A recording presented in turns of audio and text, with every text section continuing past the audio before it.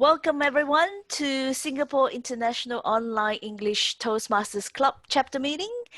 It's a nice night here in Singapore. I must say though, it's a cold, freezing night here in Sydney. So I am here all rugged up in my blanket and jacket. So I hope everyone's safe and warm as well. When we start the meeting tonight, I would like to welcome our president, Willie Low, to give an introduction as well as to welcome everyone. Please welcome Willie Low. Thank you, Toastmaster of the Day, Toastmaster Lee Bartley for Australia. A company hired a writer to boost its online visibility, but no one there have ever worked with a writer before. On the writer's first day, his manager pointed to a workstation and said, in effect, go to it. Without a structure or deadlines, the writer was free to add articles to the company website. He chose all his topics and photos and made his own decision of story length, told headlines and subjects to interview. The result, in a year, the website leadership went from 0 to 500,000. In the next 6 months, the website rose to the #1 position in the field as a result of an online search on the web. Later, a law firm made him an offer to double his salary. He took the job and soon came to realize the new firm method allowed much more less creative freedom.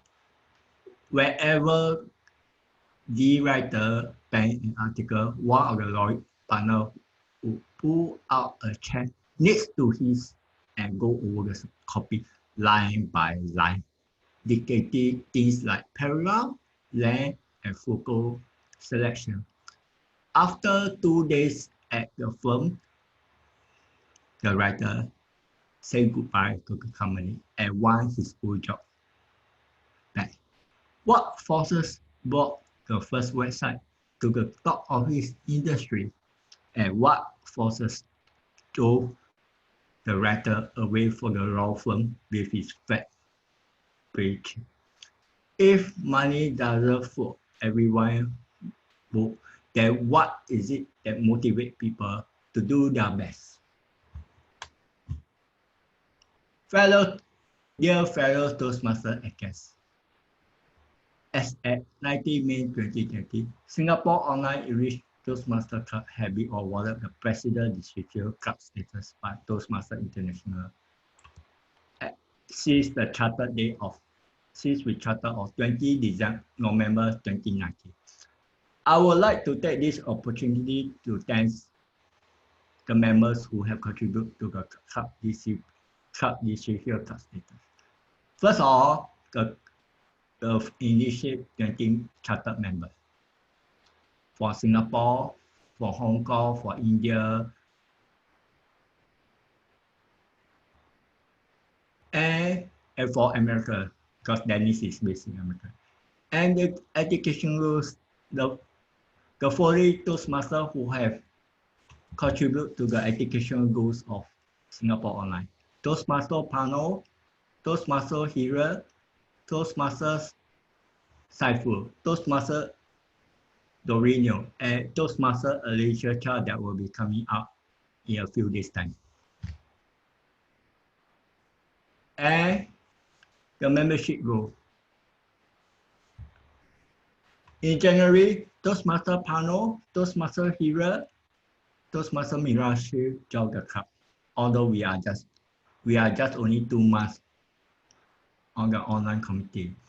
In April, after the call workshop, we have added almost 10 members. That is Toastmaster Amina for Canada, Toastmaster Joe for Singapore, Toastmaster Humi for Singapore, Toastmaster Ahmad for Indonesia, Toastmaster Abu for America, Toastmaster Werner Che for China, Toastmaster Vikara, Woody, and Dory for Singapore. Just a few days ago, We just last night we have a new member, Elderly Yo for Toastmaster Elderly Yo for Singapore District 80. Toastmaster Patrick for South Korea, Toastmaster Lee Bartley for Australia, and Toastmaster Simone for Singapore. And let me share with you some. Let me share with you who have been supporting me in my club president goal. Let me share my screen. These are the 4 people who have been supporting me for the last 6 months, whether offline or online. I really have to thank guys for helping me so far. I put Toastmaster Alicia Chow as a DTM because she's contributing the first DTM to Singapore online in the next few days. So this is an advanced surprise for her. Okay, sorry, your picture. Okay, sorry. Okay. And Toastmaster Patricia Lau, who have been working offline advising me, and Toastmaster Aaron Liao for supporting us on the online platform since we started our demo meeting. And Toastmaster Dennis, who have tell me in November, December, he want to help me to make Singapore Online a successful club. Let's give a wave to Toastmaster, the 4 Toastmaster that is around, a wave. Okay. And guess what? Who is the most hardworking Toastmaster? That's myself. Toastmaster Dennis as well. Why Toastmaster Dennis? Because he has been supporting the Singapore daytime, that is US nighttime, where he was supporting us, where we have problem connecting with the member, and not for that day Toastmaster Alicia, who have to listen to my daily calls every night. Sometimes we chat about Toastmaster until 3-4 a.m. We don't have and okay, sorry. Let me share something, and I'm going to show you an opportunity that the club wish to honor in the coming. Okay, let me. Okay, sorry, that's probably okay. In the coming weeks, since in the coming week, I will be honor the previous party that we could be reviewed in the next term, the first term the first term meeting on the 3rd of July. 3 most improved members.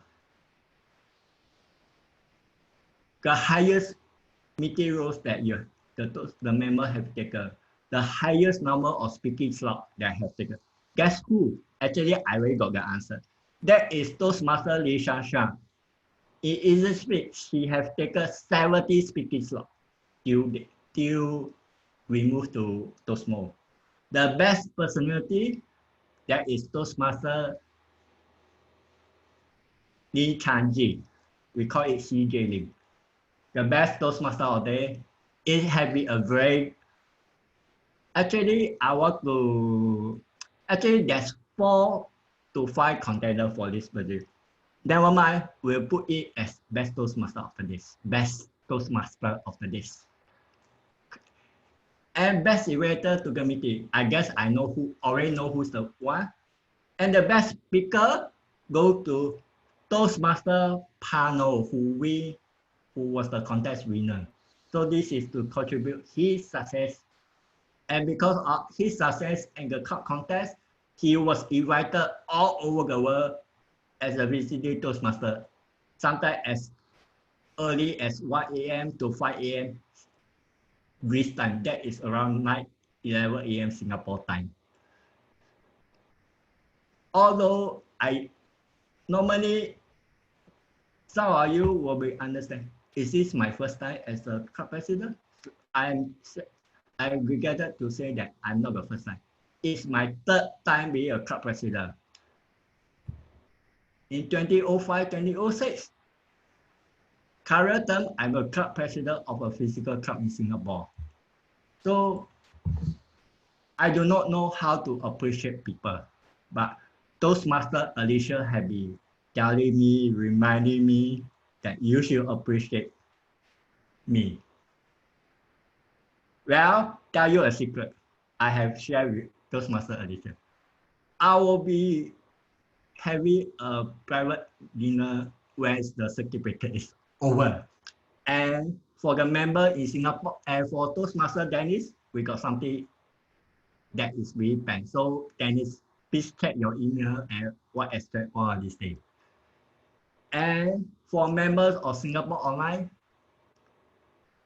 who are based in Singapore, and for District 80 Toastmaster Club who have been supporting us, we already planned for something since April, since March. But because of the circuit breaker, we are locked down. We can't visit in group. So we had to wait for the government to give the direction for us to meet in groups. So appreciation is not about the value of the products, but how the member have helped the club so far the last 6 months. Without you, we never reach this far, because I have received challenges for a few Toastmasters that Singapore Online is due to fail. But I make it the reverse. I make it a success. Where Toastmaster Muchi and Toastmaster Larry for the US, they even promote Singapore Online at Newport, LA Toastmaster Club. So I was surprised by that post in the middle of Singapore, in the middle of night. So appreciation with motivation in Singapore Online, we put members first and when that's allow us to motivate us to do it even better. So fellow Toastmaster, are you appreciate your club officer, because they are here to serve you. They are not here to order you. Actually, the word is, we should use the word persuasion, persuade, to move, inspire, persuade, and motivate. This is what the core value, what we are taught for in our 10 basic menu. Over back to you, Toastmaster of the day. Thank you, Club President Willie. What inspiring words. And how apt is that for tonight's theme, inspiring motivation. Before we get into our meeting tonight, let's just confirm the meeting roles for everyone. We have timer, Distinguished Toastmaster Li Shanshan. We have our General Evaluator, Distinguished Toastmaster Patricia Lam. We do have 2 vacant roles, the R counter and the grammarian. Would somebody like to volunteer for those roles tonight? Remember, in Toastmasters, if you don't volunteer, you're voluntold. Yes, Angela, would you like to be the grammarian? Excellent. Thank you, Angela. So Angela will be the grammarian for tonight. Would you have a word of the day as well? I'll give you 2 minutes to think about that. Would somebody like to volunteer for the role of the R counter? The R counter would be to count filler words like as well as and, you know, right. Okay. This is a good role to test you or to help you to improve your listening skills as well. As I can't see everyone on the screen, if you like to volunteer for the role, if you like to put your name in the chat box, please.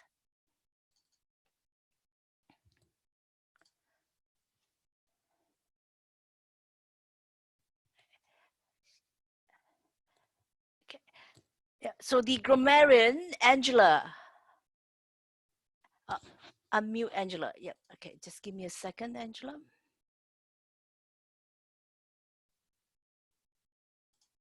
Thank you. The word of the day is ecstatic. E-C-S-T. Oh, I've got to read it. Ecstatic. I'm ecstatic to be the language evaluator. I hope you are ecstatic, meaning very happy, excited and happy. Ecstatic, it's an adjective. I'm ecstatic. Can you all say, I'm ecstatic? I'm ecstatic. Ecstatic. I'm I'm ecstatic. ecstatic. I'm ecstatic. Yes. Thank you. Thank you for the language evaluator's aesthetic moment just now. As I was speaking to a number of guests earlier, I think perhaps Sonali from India, would you like to be the R counter for tonight? Sonali? Yeah, I'm here. Yes. Okay. Would you like to volunteer for the role of the R counter tonight? Yes. Can you please explain the Sure. responsibility of? So what you do is you listen throughout the meeting for filler words like you know, as well as repetitive words. Yeah, Okay. a lot of people said so, and, right. Yeah. So words, yeah, filler words and repetitive words as well. Okay. Thank you, Sonali. I can be the volunteer. Thank you, Sonali, for that. Well done. Okay. Before we get into table topics, I just want to have a quick confirmation of the speakers for tonight because there had been some changes. Speaker number 1 is Doreen Neo. Evaluator number 1 is Naveen Giri. Speaker number 2, Angela Lansbury. Evaluator is Todd Gatton. So I'm not sure if Todd is here yet. Speaker number 3, Abdul Karimi, to be evaluated by Dennis Stantonham. Speaker number 4 is Patrick Guilfoy, to be evaluated by Anand Arya Rathinam. Speaker number 5, Pallavi Singh, to be evaluated by Lee Shan Shan. Speaker number 6, Vikana Chowdhury, to be evaluated by Panos Korel. Speaker number 7, Meenakshi Chidambaram, to be evaluated by Dr. Mukhlis Rahman. Speaker number 8, Alicia Chia, to be evaluated by Thomas Chen. Speaker number 9, Azmina Galani, to be evaluated by our president, Willie Low. So what I would do is just before the break, I will just confirm the speakers and evaluators are here. If not, I will ask for volunteers to be evaluators as well. Are we ready? Are we ecstatic to start the meeting? I would like to share some inspiring motivation with you just before we move into table topics. I was watching Professor YouTube and I came across this 3-minute video by Nick Dufton in dedication to Sarah. Nick said, "The journey of 1,000 miles begins with one step," a quote by Lao Tzu. In this world, we have two choices, two big choices. We can choose to just breathe, just in and out without trying. Or we can choose to be great, but it won't be easy because life is hard. And it will beat you down to your knees if you let it. So don't let it. Rage against it. Train hard to beat it. Remember, you are amazing. You can achieve what you set out to be. Just always be you. With that, I would like to hand over to our table topics master, Toastmaster Hiran Jatnpanya. Please welcome the table topics master, Toastmaster Hiran Jatnpanya. Thank you very much, Lee, and I am absolutely ecstatic to present the table topics here. So thank you to the president as well as the execo for providing me this opportunity. And this evening, this afternoon for a lot of people in or Europe area. We'll ensure that your evening and your afternoon is as ecstatic as our Toastmaster meeting always is. And with that, we begin. What I have done, and that again comes as a trademark of me, is that I love using technology, and I love playing with technology, even if it does not support me often, but I'm still going to give it a try because again, as the theme of the day is motivation and inspiring, I want to be motivated by technology, and I want to motivate members out here to be motivated by technology and try and test out things. So what I'm going to do is, as always, the basics of table topics. Again, we speak for 2 minutes, and before I just move in, just want to check if my voice is coming okay. So with a show of hands, if you can just tell me if I'm being heard okay. Yeah, all right, brilliant. So what we will do is that in going with this theme tonight, I have certain motivation and positive reinforcement thought on which this table topics is centered. And I'm going to come out with the wheels of name, and that's how we're going to choose people who will be speaking. The rules of table topic remains the same. It's about 2 minutes, and you to qualify you need to speak for more than a minute, and at 2 minutes, so at 1 minute the green light will be displayed, at 1.5 minute amber, and at 2 minutes red light will be displayed. And after that you have 30 seconds to wind up your speech. Beyond 2 minutes 30 seconds is where the buzzer hits and you disqualify for the awards that we choose in. Now, what I will do is that I will soon share the screen, and we will do a random name game, and your name will be chosen. However, it's not mandatory for you to speak. So say, for example, if your name comes up and you want to let it pass, you can say, I want to let it pass. And, we don't tell you to compulsorily speak. But if you would like to go for it, and again, if you're motivated to go for it, because that's the theme for tonight, then we would like to hear you speak this evening. So with that, let's begin. I have tried my level best to capture as many names as I could, because I think it's a larger audience, but I will keep updating that. But let me share my wheel game so that it comes up. I hope you're able to see the screen. So just a quick show of hands if you're able to show, if you're able to see the screens. Perfect. So with that, let's just hit it. Yeah. And let's just go in terms of who's first on the block.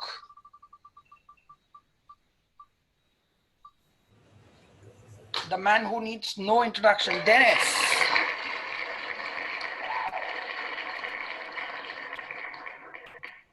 Dennis, would you like to speak as the first table topic participant? Certainly. Oh, wonderful. That's the spirit, and that is what I always respect and admire about Dennis.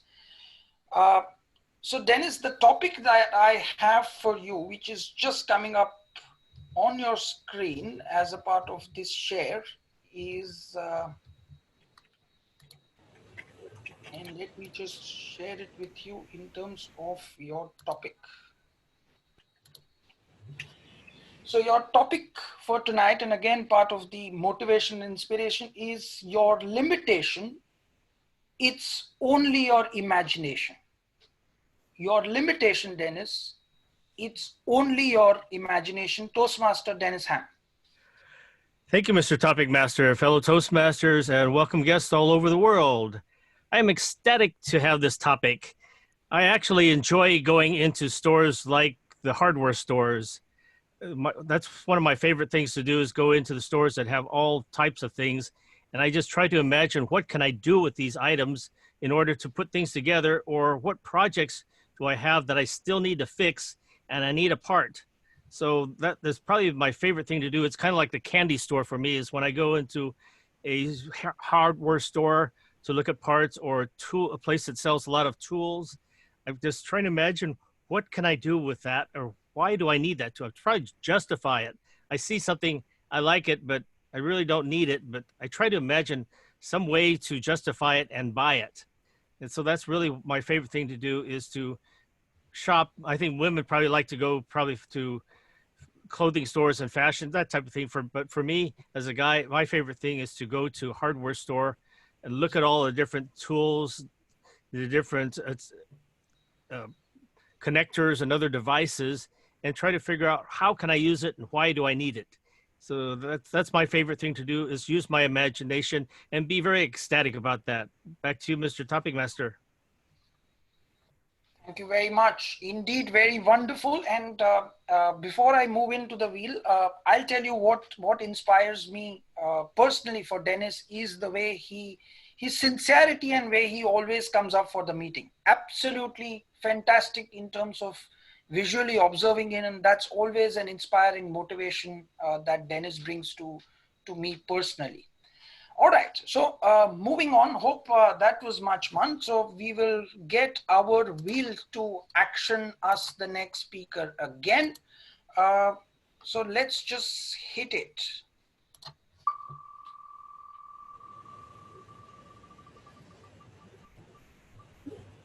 Brilliant.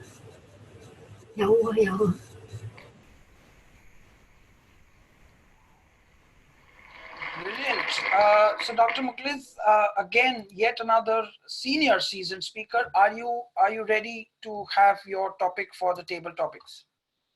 I sure am ready, and I'm ecstatic, but may I request one of the Agarwal, there are two Agarwals there. If one of those two would replace me, please.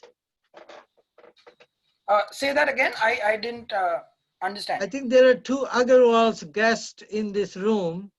No, they will. So again, we will have their names also are added in. So in case. Okay, then I'll go ahead then. Sorry, go ahead. All right. Brilliant. Okay.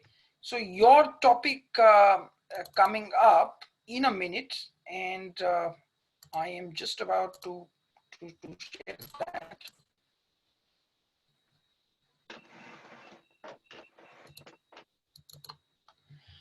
So if you can see, Dr. Mukhlis, your topic is push yourself because no one else is going to do it for you. Dr. Mukhlis, push yourself because no one else is going to do for you. Toastmaster Dr. Mukhlis, please. Thank you, Topic Master Hiren and most esteemed audience of this group. I am ecstatic about the topic. Bosses push, leaders pull. So I am always in dual mode. When I have to push myself to hard work and accomplish something, and then like the previous topic from Dennis, what imagination can make me pull towards a project or find a way to do a project. Push yourself, to me, sometime goes to the theme of the meeting, which is life is seen as many or tiny steps by Huda Qutb. So everything we do, small or large, we can push ourselves to accomplish it in high quality and high output.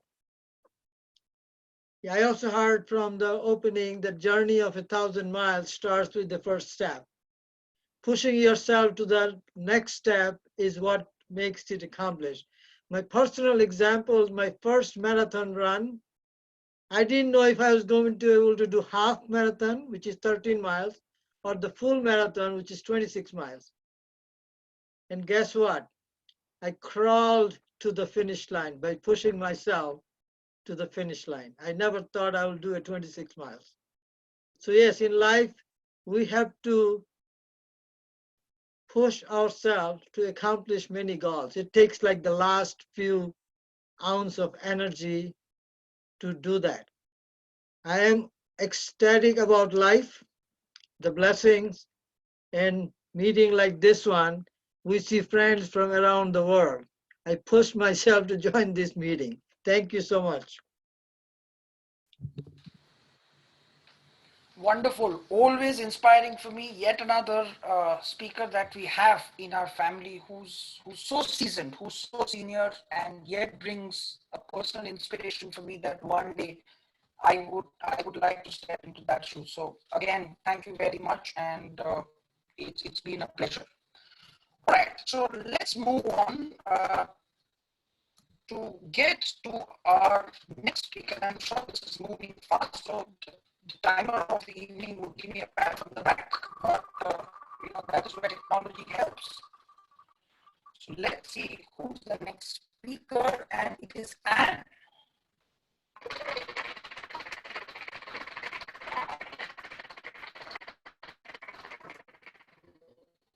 And are you ready to take in the next topic?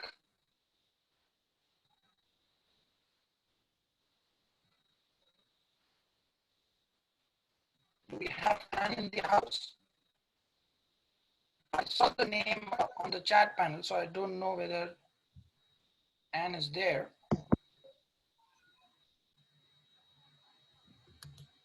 Hello? Yes, Anne. Oh, no, that's... Okay. If not, let's move on. We will check out for another speaker. The wheel of names has many names. So let's go on. Who's the next one?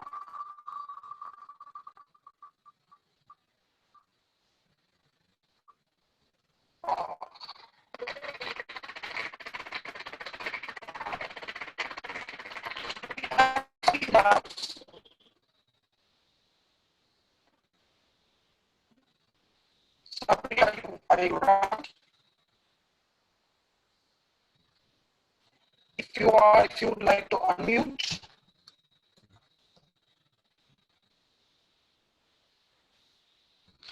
Is Sabri around? Or is Sabri 1, 2, 3? Hello. Yeah, Sabri, are you there? No, this is Vinod. I saw my name on the screen. That's why I said, okay, fine. Okay. No, so if you would like to go in, we are happy to have you because the wheel somehow came with your name. So absolutely not a problem. Do you want to speak? Yeah. 24 hours. I'm ready for table topics. Please go ahead. Wonderful. I mean, that's the motivation for the evening that we need. This is a living example, Vinod. Well done. So let's look at what your topic reads, and it says, sometimes later becomes never. Do it now. Vinod, sometimes later becomes never. Do it now. Vinod, take it away. Thank you, table topic master, and all the guests over here. Sometime later becomes never.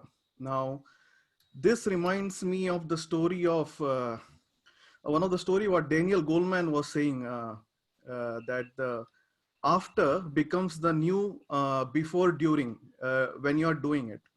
Now, what it means is in life, every day you need to improve.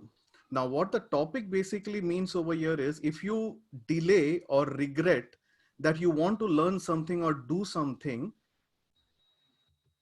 in hindsight, you will always regret for that. That is what Mark Twain said. 20 years later, we will be regretting for the things that we did not do rather than the things that we did do. So I believe in this topic very strongly, and I regret for a lot of things in my life. I could have learned dance. I could have learned computer hardware. I could have learned a lot of other skills, but just because of my ego that I used to do boxing, dance is done by ladies, and hardware, who is going to do this? I did not learn all these skills. But later on in life, I realized that I should have gone for all these things and done all these things. So I believe in one thing, that put the spotlight on your present, forget about your past, and forget about your future. Live your now completely, and whatever resources you have, be resourceful with that and do your best each and every day. There is no other option. Learn, grow, help others. Now, during this pandemic, we have realized that all that we were doing till now was what was not required. Food, clothing, and shelter, Abraham Maslow's hierarchy of basic needs, is more than enough for each and every one of us. So don't go for doing things that may give you ecstasy, as the word master said, but just be happy and make sure you are impacting each and everybody's life around you. Over to you, table topic master. Wonderful and inspiring, Vinod. And two things too. So one is, firstly, thank you for volunteering and promptly jumping in. I think you really lived by the speech. And I will just build on, not making a fun of your speech, but just building on with a slight humor. So as you mentioned that in this lockdown, what's made us important is that food, shelter, clothing. I would just add to it I would say that apart from food, shelter, and clothing, I would also add a strong Wi-Fi. I think that has led to the success of this work from home. So it's not just food, shelter, clothing. Build on to say a strong Wi-Fi as well. So for a day I'm okay to live with food, but please give me Wi-Fi, and that's very much for me. As I said, just take it in the light humor. It's all about my job to make table topic inspiring for this evening. All right, moving on, and let's just get with the wheel. So let it sweat it out, and let's see who's the next speaker is.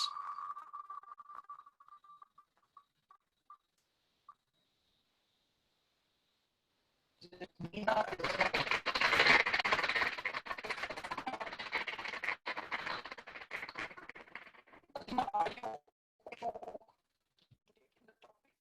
I can't hear you well.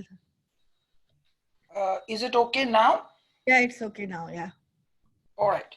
So your topic for this afternoon is great things never come from comfort zones.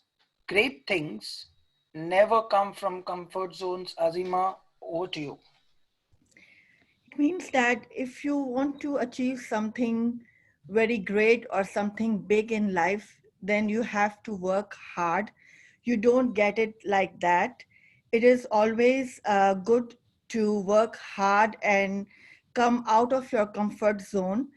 Everything that is very seems easy, not necessary that it's easy.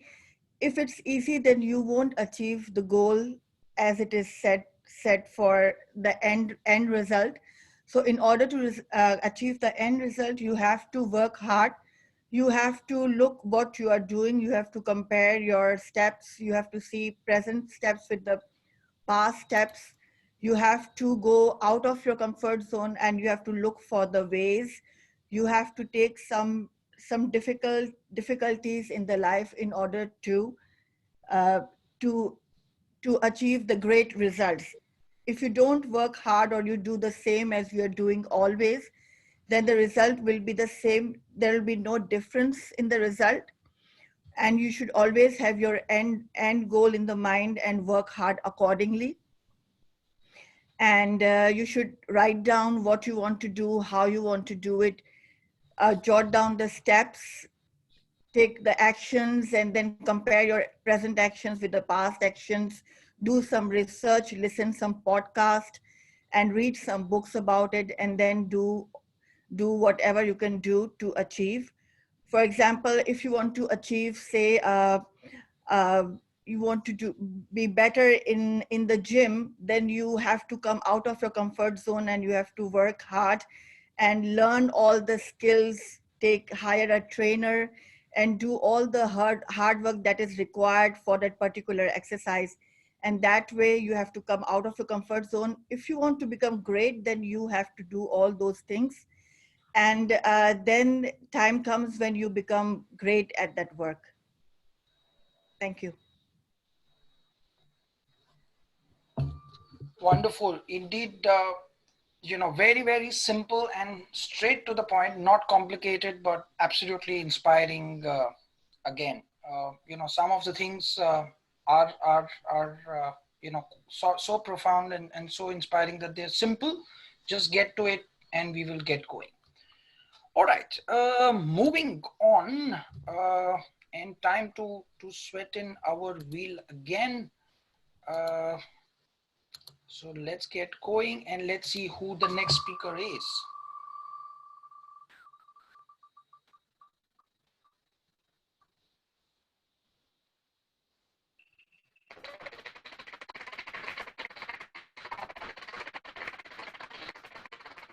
All due respect, I ask the president that what the president of this club, who always inspires, at least to me, would like You to can speak. give it to other people. Say that again, Willie. You can give it to other people. All right, okay. President's wish is my command, you know, as I said. And it's always good to have a laughing president because you are secure that, you know, you will be blessed. All right, let's move on. So it's Joanne now.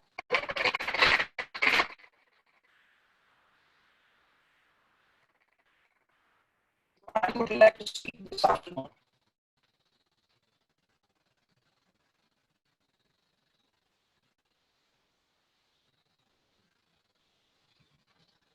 Joanne, are you around? Yes, I'm here. I'm All just right. in mute mode. So what's my topic? Yes. So Joanne, your topic is very, very simple. Just, you know, 3 words. And out of these 6 words, 3 are common. So it's a very simple and short. It reads, Joanne, dream it, wish it, and do it. Dream it, wish it, and do it. Toastmaster Joanne, over to you. Everyone, it's my first time to join the Pitch Club Toastmaster. Yeah, and if you want to talk about my dream in these years, and I have a dream to want to improve my public speaking skills because of in the last several years, and I failed a lot of the interviews. They are very, very great opportunity for me because of I'm good at the writing, however, I'm not good at the public speaking. So these years, I helped myself to be a pitch star. Yeah. And I want to achieve my goal. So I read a lot of how to tell a good story, and I also watched a lot of videos to tell the people how to become a better speech. And I also followed the 2 people that are my super idol for the public speaking. And it's just 40 seconds, so I can tell more about how I achieved my goal. I set my improved speaking into the 3 steps. The first one is I used to very nervous in the public speaking. So the first step is I needed to jump out, and I needed to have a lot of opportunity to stand into a lot of the people. Just like now, I'm watching you guys in front of the camera, so maybe I'm speak a little bit fast because it's my first time. Sorry, guys. And the next step, because of I'm not the English native speaker, so I think I need to make my public speaking in a very logic ways and make a better structure. That is what I'm recently doing right now. And the third step, if I want to be a pitch star, I think that I need to collect a lot of information, and especially for some I'm not familiar with the topics. Recently, I read as a Chinese. Recently I read a lot of things about the American culture and history, and maybe the next time I could tell more about what did I learn from the American history and the culture. Maybe I talked with American peoples. That will be a super bonus. That's it. Thanks so much for your listening. Thank you. And with the energy you spoke, I think your public speaking will rise and shine to the highest level. I am greatly inspired by the energy that you brought into the speaking. So well done, one. All right, moving on and trying to squeeze in. So let's see who is the next ecstatic speaker is. And let's get going. And it is.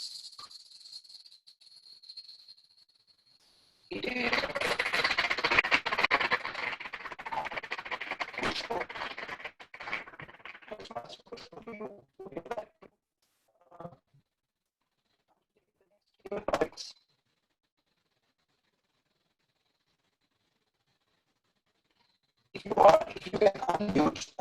The name that has come is Khushbu.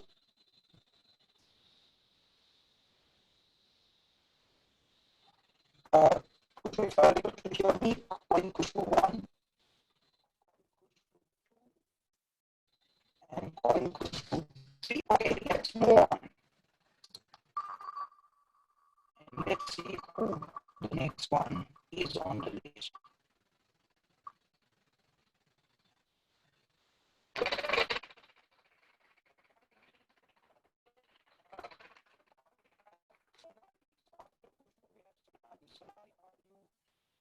Let's look at the next two topics.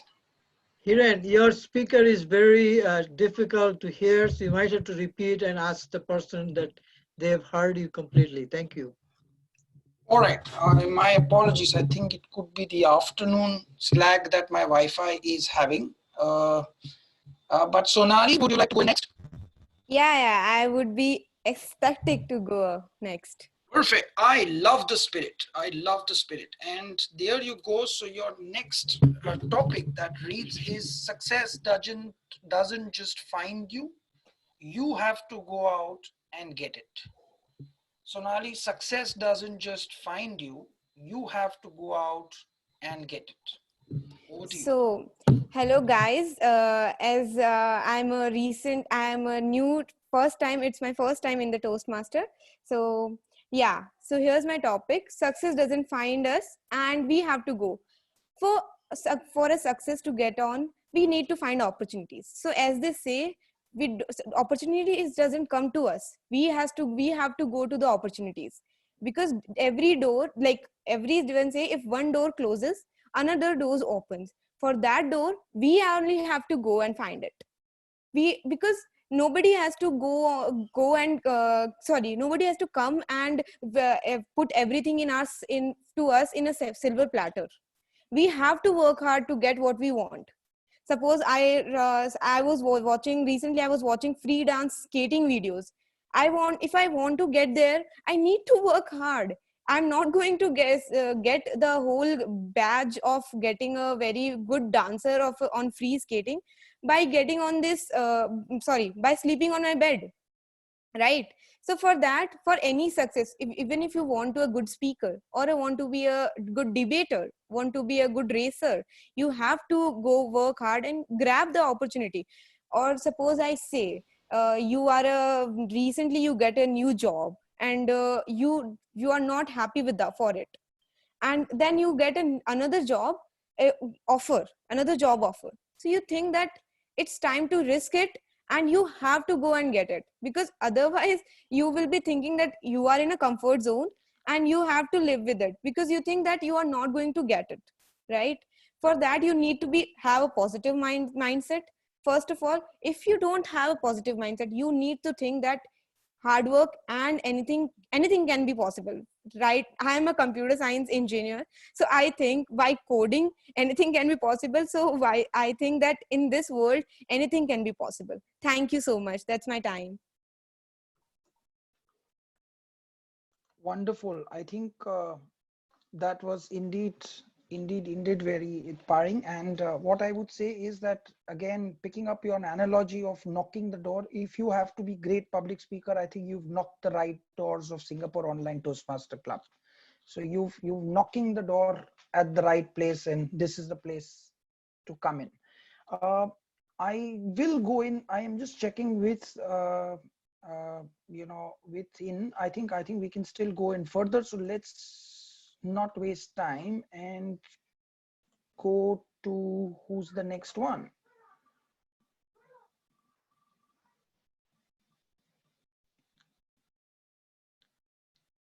And we have Toastmaster Naveen, yet another seasoned motivational speaker of the club. So Naveen, would you like to go in for the next topic?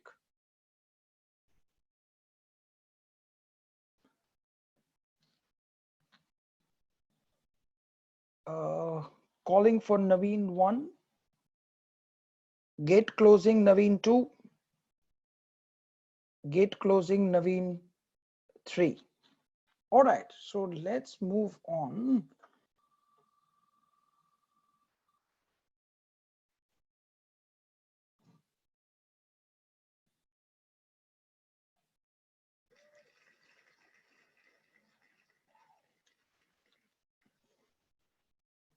And I have Muskan.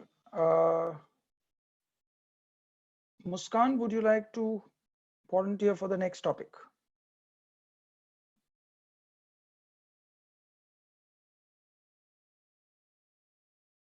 Muskan, if you're amongst the group, would you like to unmute?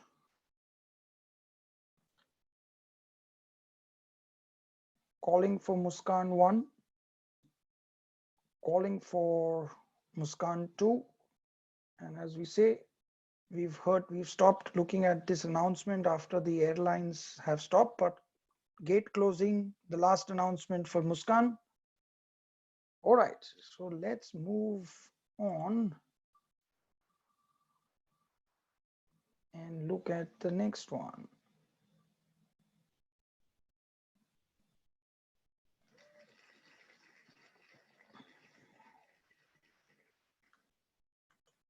So it is AK. AK, are you amongst us? First call for AK for table topics.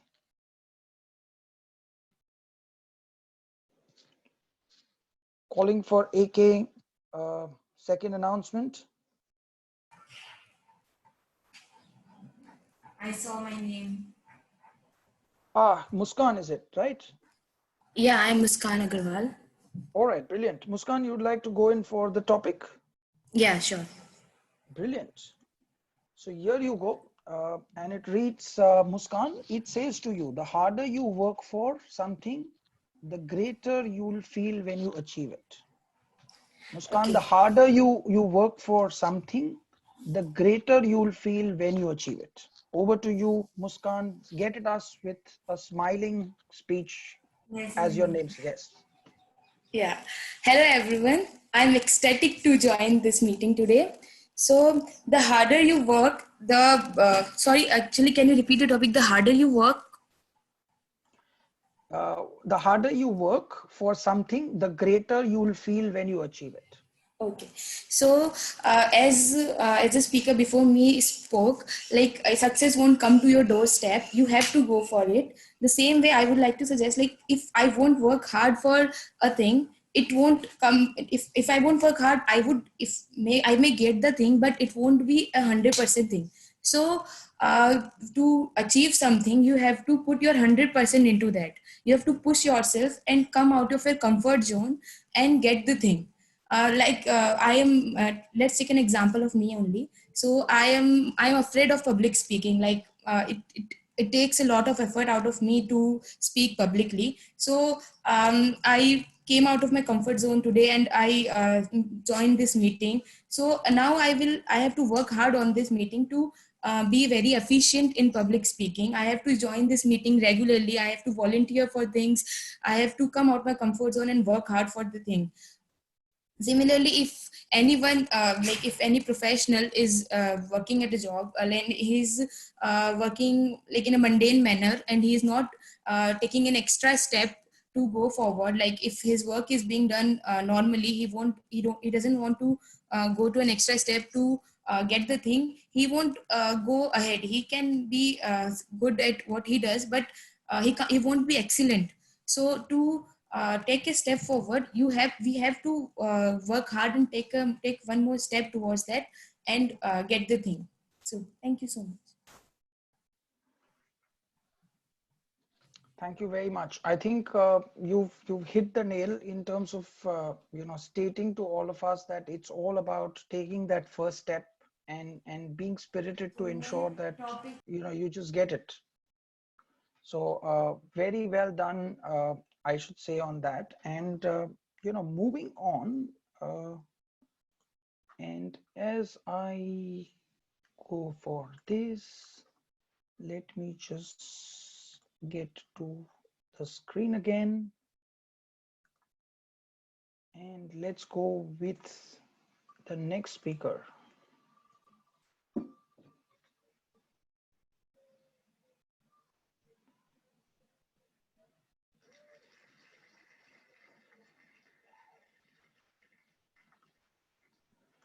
Again, a very familiar name and face.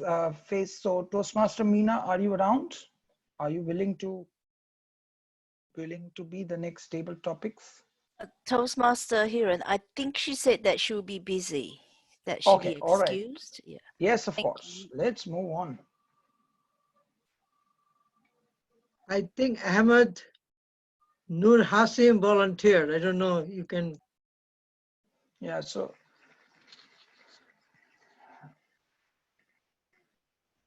we have Helen in. So Helen, are you in and would you like to speak? Yes, I am here and I'm here and ready to Wonderful. take that. Wonderful. Your topic is very, very simple and I think very profound. And it reads, Helen, dream bigger. Helen, do bigger. I repeat again, Helen, dream bigger. Helen, do bigger. Over to you, Toastmaster Helen. Thank you, Toastmaster Hiren. I'm ecstatic at this opportunity to be able to practice my impromptu speaking skill. So the topic that you've given me today is to dream bigger and do better. And as a lot of my fellow Toastmasters have mentioned before, I think a lot of the first step really in wanting to achieve any particular goal already involves you dreaming about it, drumming up that desire within you to be able to go after what you want, whether it's to achieve a particular fitness goal or it's to achieve a particular academic goal or professional goal. You first have to visualize it and dream it. And the bigger it is, the more it's going to motivate you to push yourself. And the next step, of course, is not just dreaming, but is also taking the step, as has been mentioned, to really start to achieve that goal. Recently, I was thinking about a statistic that someone shared that said, if you want to master any particular skill, you have to do about 10,000 hours of it. It was really inspiring, but also very sobering in terms of getting an idea of what it takes to really achieve a particular goal. So once you've dreamt it and you've mapped it out in your mind and made a plan as to what you want to achieve, then you need to get up and start putting in those hours to ensure that you do actually achieve a level of a skill, a level of expertise that you will be happy and satisfied that you would have done. And once you've knocked that one out of the park, then why not dream another one and do another one and just keep that going. And I think that's my time. And I give it back to you, Mr. Table Topics Master. Thank you very much. Wonderful. No, absolutely makes sense. And when when you were speaking, I was relating to what our president started as the start of the speech, as the opening address, which was all about, dreaming big. So this club started as a small and as a vision of our president in terms of starting something online, and look where we are, look at the President Distinguished Awards and all of that we are getting. So I think this just says that, it's all about dreaming and doing it hard. So I think just brings things alive, and your speech just profounded that. I think there was, I think this is the last one and I want to give it to Ahmed. So Ahmed, are you in for the last table topics?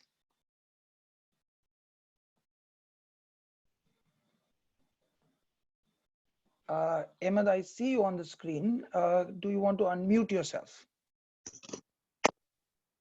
Yes, I do.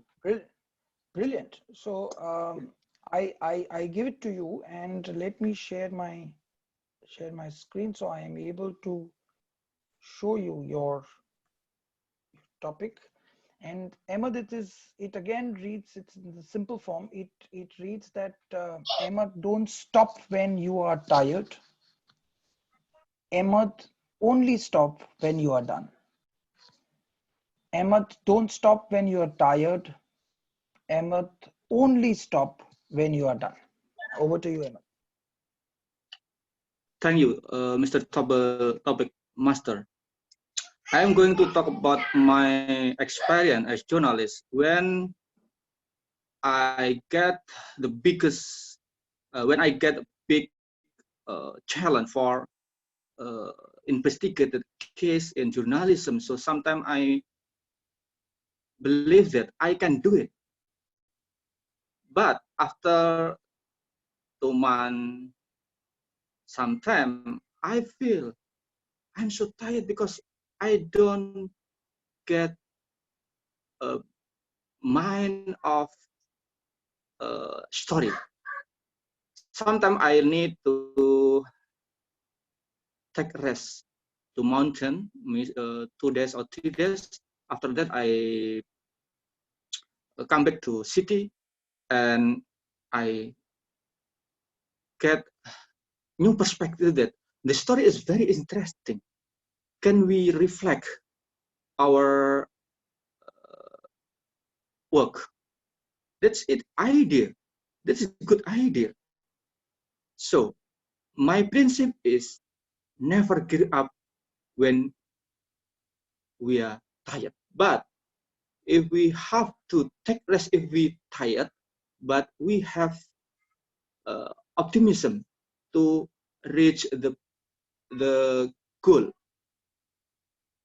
I think we need to get a lesson from something in the past we have done in the best experience.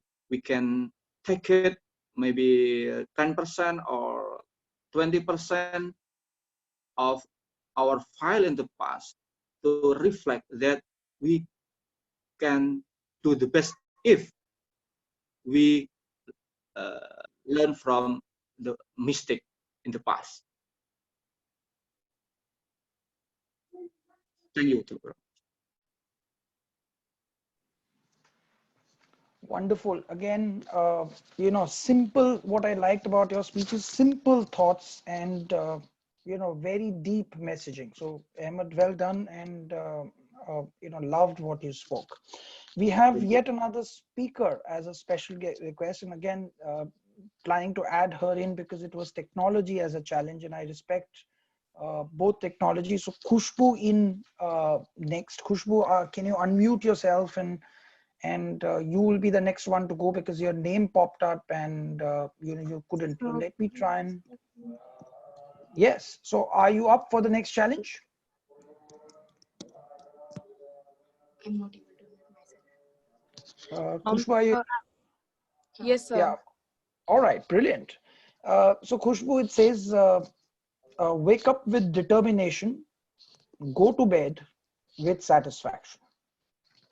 Khushbu, wake up with determination and let me just, in fact, my apologies of not sharing this.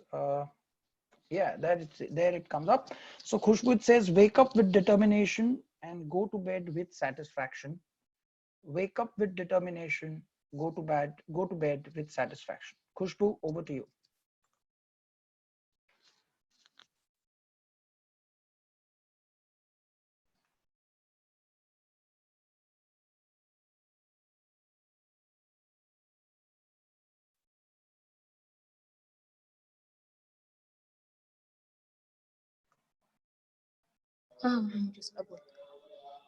So thank you so much for giving me second chance.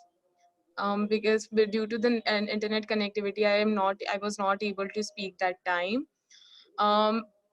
Wake up with determination and you will get you must have some motivation for when you wake up to do something, to do hard work in your life, to achieve some goals. You have to be passionate and you have to be motivated about that particular topic. You have to dream about that, and if you do work hard as per your own, sorry, I'm just so afraid in talking in front of everyone. if you work hard for yourself, you will get satisfied by your own things, by your own. Thank you. Wonderful. No, not a problem at all. And what I like about Khushbu is that you at least volunteered, and that is for me in true sense waking up with that dream and living to that this. So Thank you so. and when you come into this club and when you practice more, I'm sure that you will sleep with that satisfaction after all the practice, and all the people are here to just support you in that journey. So well done with that effort. Thank you so. With that, I think I have got an alert that it's about time, and my wheel that has been spinning has suddenly gone extra ecstatic and it should rest now. So I pass on the mantle back to the Toastmaster of the evening. And it's always a pleasure to do the table topics with the varied things that come up. It makes me ecstatic. Yeah. And today, I woke up with that, with that dream, and I'm going to go back sleeping with that satisfaction of having done table topics for this club. So with that, back to you, Toastmaster of the evening. Thank you, Table Topics Master Hiran. We are ecstatic to hear such inspirational quotes, as well as to hear from such inspiring table topic speakers. What we would like to do now is, before we go on a break, is to vote for the best table topics speaker.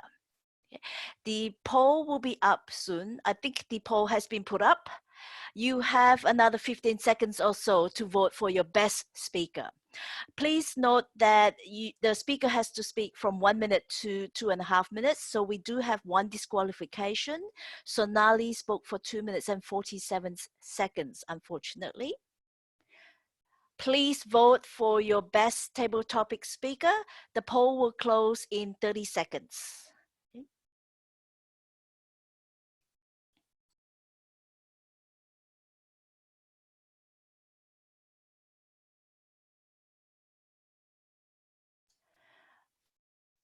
We've got 7 seconds left. 5, 4, 3, 2, 1. Excellent. Thank you everyone for your vote.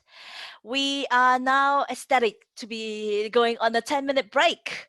So please get up, stretch, get your coffee, get your tea, get your water, and we'll see you back in 10 minutes. 1 minute left. So. Okay.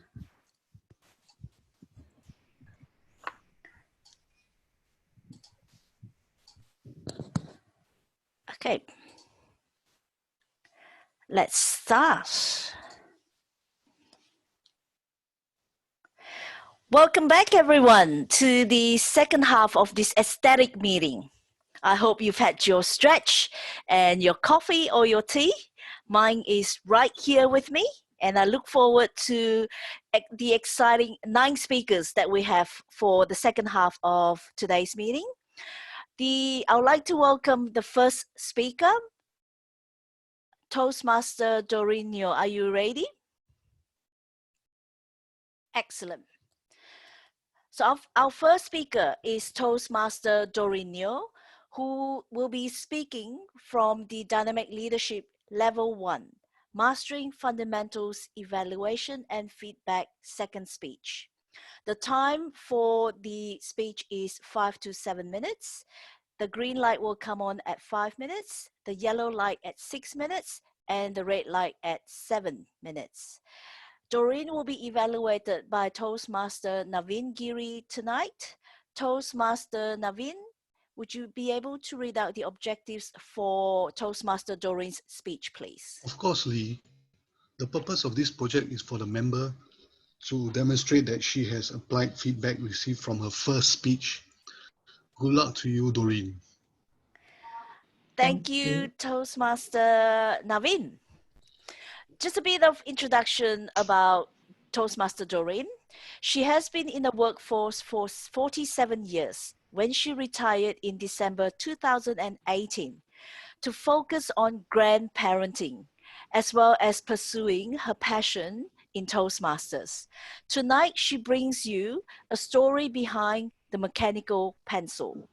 Please welcome Toastmaster Dorino with the lesson learned from the mechanical pencil.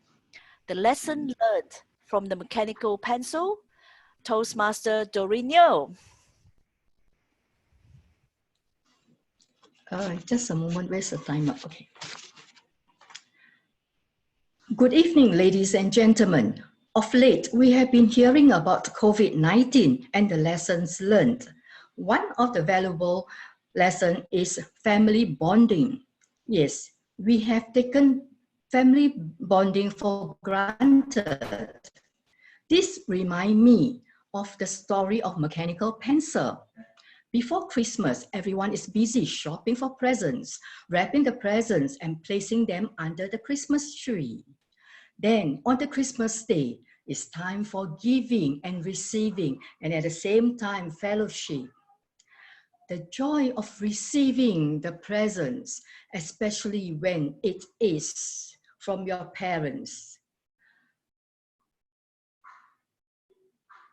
To them, to the kids, it is actually the love from Papa and Mama.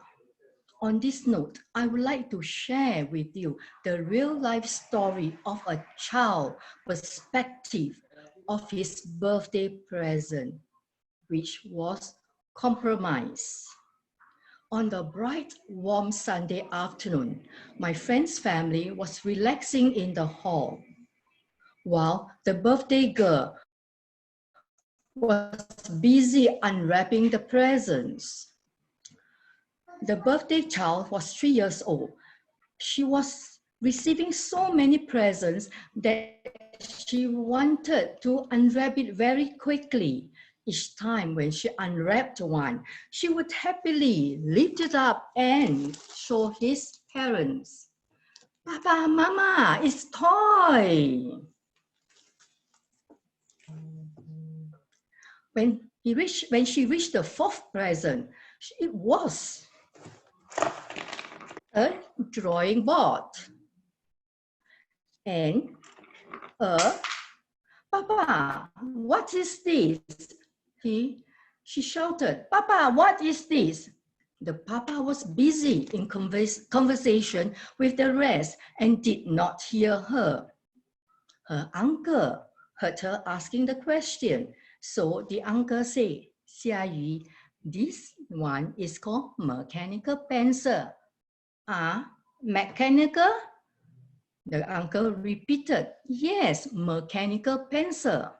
This little girl has so many things like highlighter, crayon, pencil, but not a mechanical pencil. When the uncle repeated the second time, mechanical pencil, the Papa turned around and looked at the brother. He hesitated a while and said, Ren, do you know that? He paused as though he's been thinking whether he should continue. Ren, do you know that on my 5th birthday, I received my birthday gift, my dream birthday gift, that is mechanical pencil. But then, do you know what Mom said? She said, no, you have to keep this for your brother. I was so upset. I'm 5 years old and my brother is 3 years old. Am I supposed to keep this mechanical pencil for 2 long years? Though he has the 3C, cool, calm, and compose, but then he could not hide his sadness in the tone and the tears in his eye. His mother was startled and was lost for words. She could not even remember that incident and was taken aback. That incident had left behind an indelible emotion. Yes, indelible emotion in her child for a long 25 years. Till 2019, he decided to blurt it out. Ladies and gentlemen, I ask myself the question, what have I learned from this lesson? What have you all learned? I've learned 4 things. Number 1, the perspective. It is not the gift, but it is the art of giving. Number 2, the joy in receiving the present, but to learn that that present does not belong to me, but to someone else, even the siblings. At a young age, that's instilled an indelible emotion in him, and the impact that left behind. And number 3, the gift. A gift should be a gift. There should not be a string attached to it. Number 4, the gift should be given with an unconditional love. Ladies and gentlemen, I think my friends, the child's mom, had no intention to hold the present for 2 years. Perhaps what she had wanted to express was to share it out with the brother. In conclusion, let's remember the story of the mechanical pencil. No string should be attached to any gift, else it will leave behind an indelible emotion and we will live to regret. Thank you. Thank you, Toastmaster Doreen. What a story. What a lesson for us. I will remember that every time when I give a gift, there's no strings attached. The joy is in the giving. But if it comes back to me, that's an added bonus, right? Yes. Thank you, Toastmaster Doreen. Our second speaker for this evening is Toastmaster Angela Lansbury. Toastmaster Angela Lansbury will be speaking from the Dynamic Leadership Level 1, Mastering Fundamentals, Evaluation and Feedback. It's a first speech. The timing is 5 to 7 minutes again. So it's 5 minutes on green, 6 minutes on yellow, and red is 7 minutes. Toastmaster Angela will be evaluated by Toastmaster Chan Cho Wui tonight. May I please ask the evaluator to read out her objectives?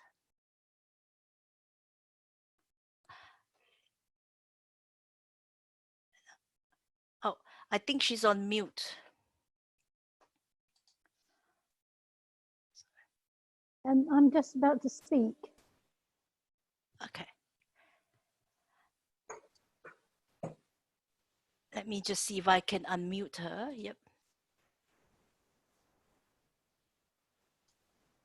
No. That's better. Yeah. Let me know if the purpose is not correct, just in case. First speech, right? So the purpose of this project is for members to present a speech on any topic, receive feedback, and apply the feedback to a second speech. The purpose of this speech is for members to present a speech and receive feedback from the evaluator. Thank you.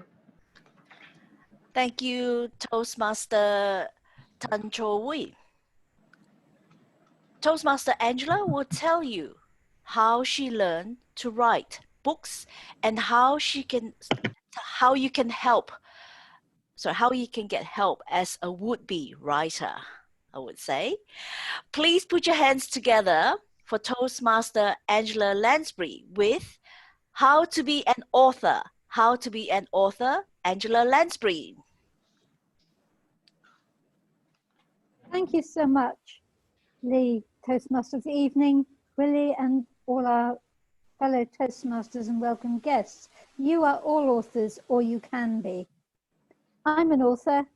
I'm an authority. I've written 20 books. I've written 10 books for regular publishers and 10 books self-published.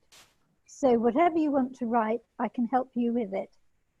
There is a saying that everybody has a book in them, and I like to start my speeches by pulling a book out. Unfortunately, my husband says that is where a lot of books should stay, inside you. I disagree. People also say that often your first book is autobiographical, and the support for this is another popular saying, which is that you should write about what you know, because that is what you're the expert in. There are, in addition to coming to me for advice, there are three ways I have learned to write over the years. I go to 2 writing courses every year. There's one which is a long weekend in Wales in February, and it's called the Writer's Holiday, and the other is the Swanwick Writers' School, which meets in August in England. It will probably go online this year, but it's normally in a lovely country house. And you learn to write all day long from writers with different forms of expertise. You will have poets teaching you how to write poetry, and in the audience there are playwrights who don't know how to write poems. Then you go to another course run by a playwright who can tell you all about how to be a successful playwright. Of course, they don't know how to be a poet. So everybody is there teaching everybody else and learning, and it's great fun. And I'm on 2 websites for these 2 sets of people. It's a bit like Toastmasters. In addition, supposing you don't have the time or the money to go to these courses, every November, if you want to write your work of fiction, you can go and join the National Writing Holiday, which is online. I'm going to show you the picture of it shortly. It is called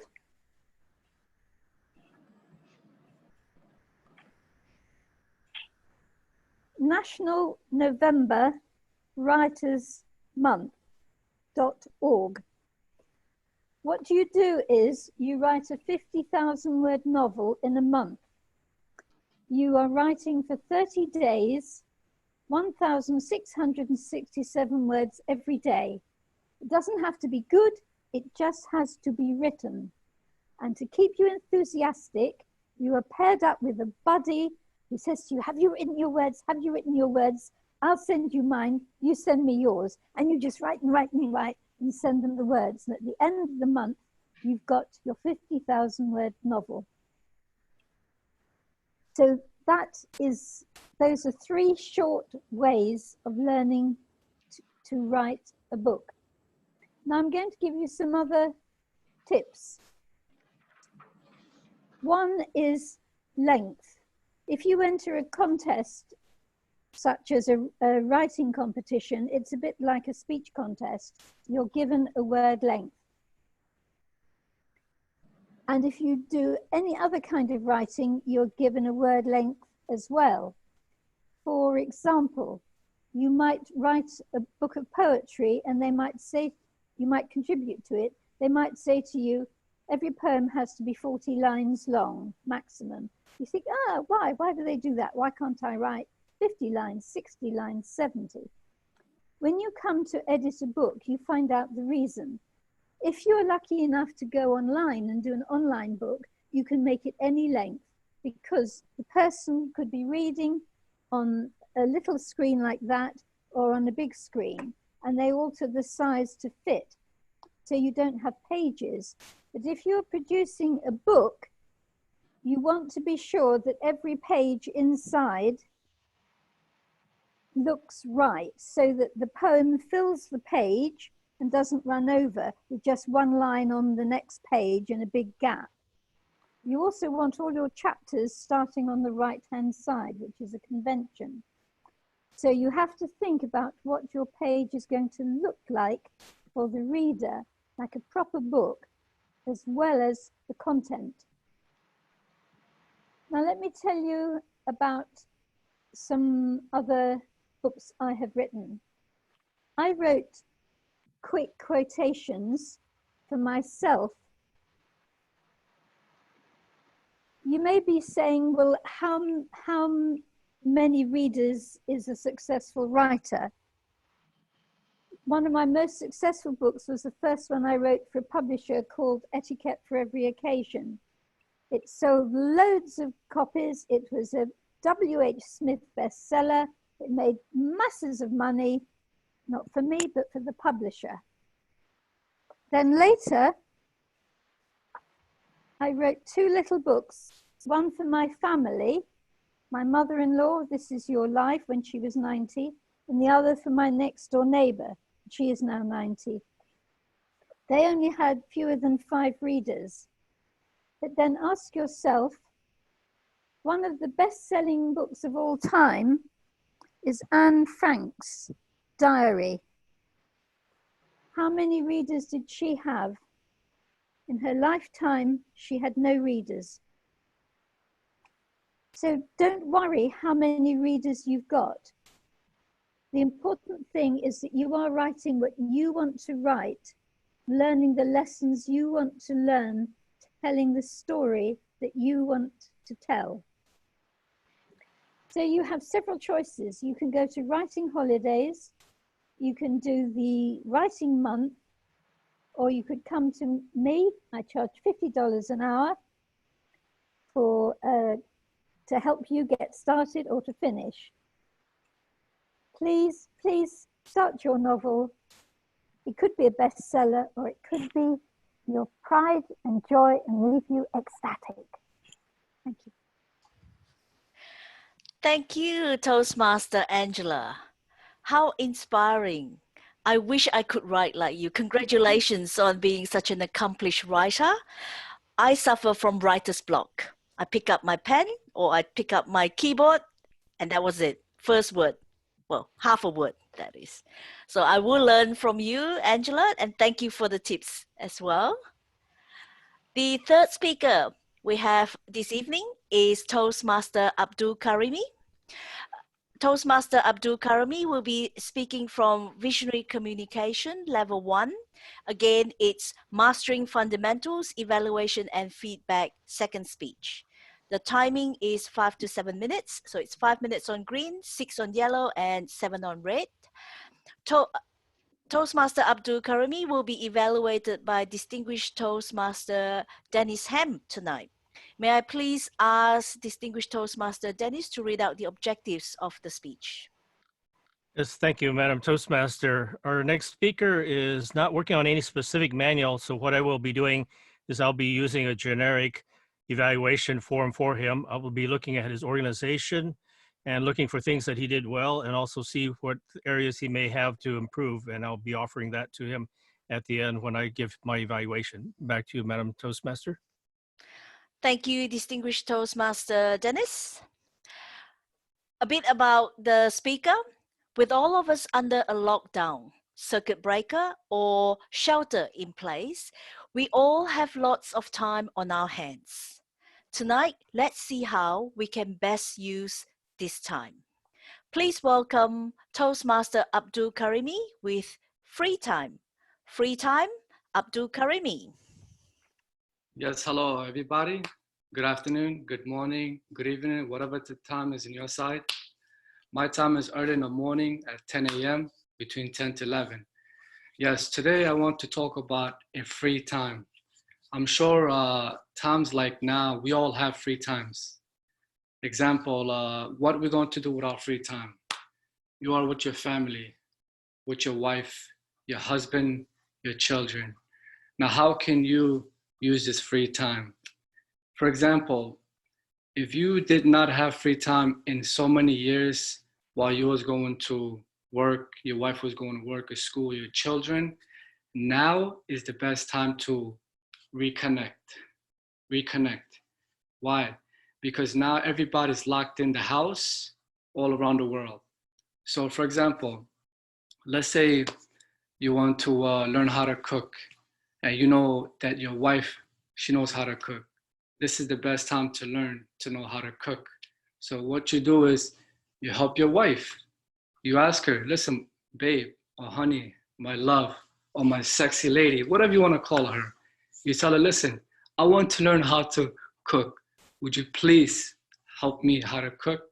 So one day, if something happens, you get sick, I'll be back in return to cook for you and my children, vice versa. And now, your kids, your children need love.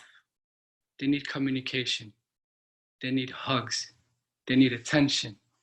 You have to communicate with them, understand them, give them all you got as a leader in the house, as a father, as an example to your children. Why? Because one day your children is going to use that opportunity for their children. You understand? Everything in life happens for a reason. Maybe this lockdown happened for a reason for our children or our wife. For example, your wife said, honey, you never give me no time. You're always busy working. Now is the time they have no excuses. If they don't give all in now, then it's a big problem. That's one, to reconnect with your wife. That's one.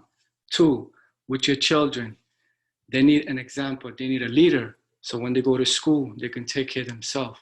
And in the future, they become a better man and a father, so they can take all that opportunity to learn from you and teach it to their kids. So you see, everything happens for a reason. There's a reason why we all are inside the house locked down, so we can all get our life back and connect with our family. That's one. Now, the second thing I want to talk about is our laptop, our computer. You guys have laptops, you guys have computer. We are taking advantage of this opportunity of this laptop. For example, you are on your Toastmaster. Okay, you want to learn a program, let's say a communication Toastmaster. This is the perfect time to connect with everybody while we're on lockdown, because we cannot go outside. That's one. If you want to learn, for example, let's say you want to take a course, mathematics, English, or typing. You want to learn your typing skills, computer, emailing, okay? What is email? Or if you want to learn whatever certificate you want to go for, this is the perfect time. Take advantage. And then on top of that, I'll give you one thing. I would like to share this with you. For example, Angelina, she has a book. She is an author. She has books, many books. I really admire her for her, this great opportunity she's sharing with everybody. And she wants to help everybody, which is a very good thing. It inspires me at the same time. And I am sure it is inspiring everyone else. So I just want to say thank you, Angelina, for this opportunity. So listen, check this out. If you want to ever make a business or sell something online, you want to improve yourself, you could sell stuff online on Amazon, or you could make your own website. For example, I'll make it easy for you guys. I'm going to show you live. This is going to be funny, but this is something very interesting. Check this out. If you want to sell deodorant, you can always use your deodorant. This is the perfect time to stay clean. Or if you want to sell a brush online, let's say if this brush costs maybe some other country, maybe 50 cents, you can sell this brush for $5. $5, you can make $4 profit. You can make $10 profit, whatever it is. The better quality, the more money. You have to sell yourself. You have to be confident. You have to go out there and do it. If you don't do it, you're never going to get progress. You're never going to make money. And now look, this is the third thing. This is a speaker. Speaker, you can sell this. You go to, let's say, Walmart. We have a big, giant Walmart in New Jersey, in America. I bought this for, let's say, $10. If I want to sell it with my own opportunity, I could go online and sell this for $15 to $20. And I make $10 profit. I make $5 profit. The more you sell, the better it is. So what I'm trying to say is that this is the time to connect with your family, take advantage of your learning skills on a computer. Whatever it is in your life, this is the perfect time to do it. So my question to you guys is, what are you going to do with your time? Thank you. Back to you.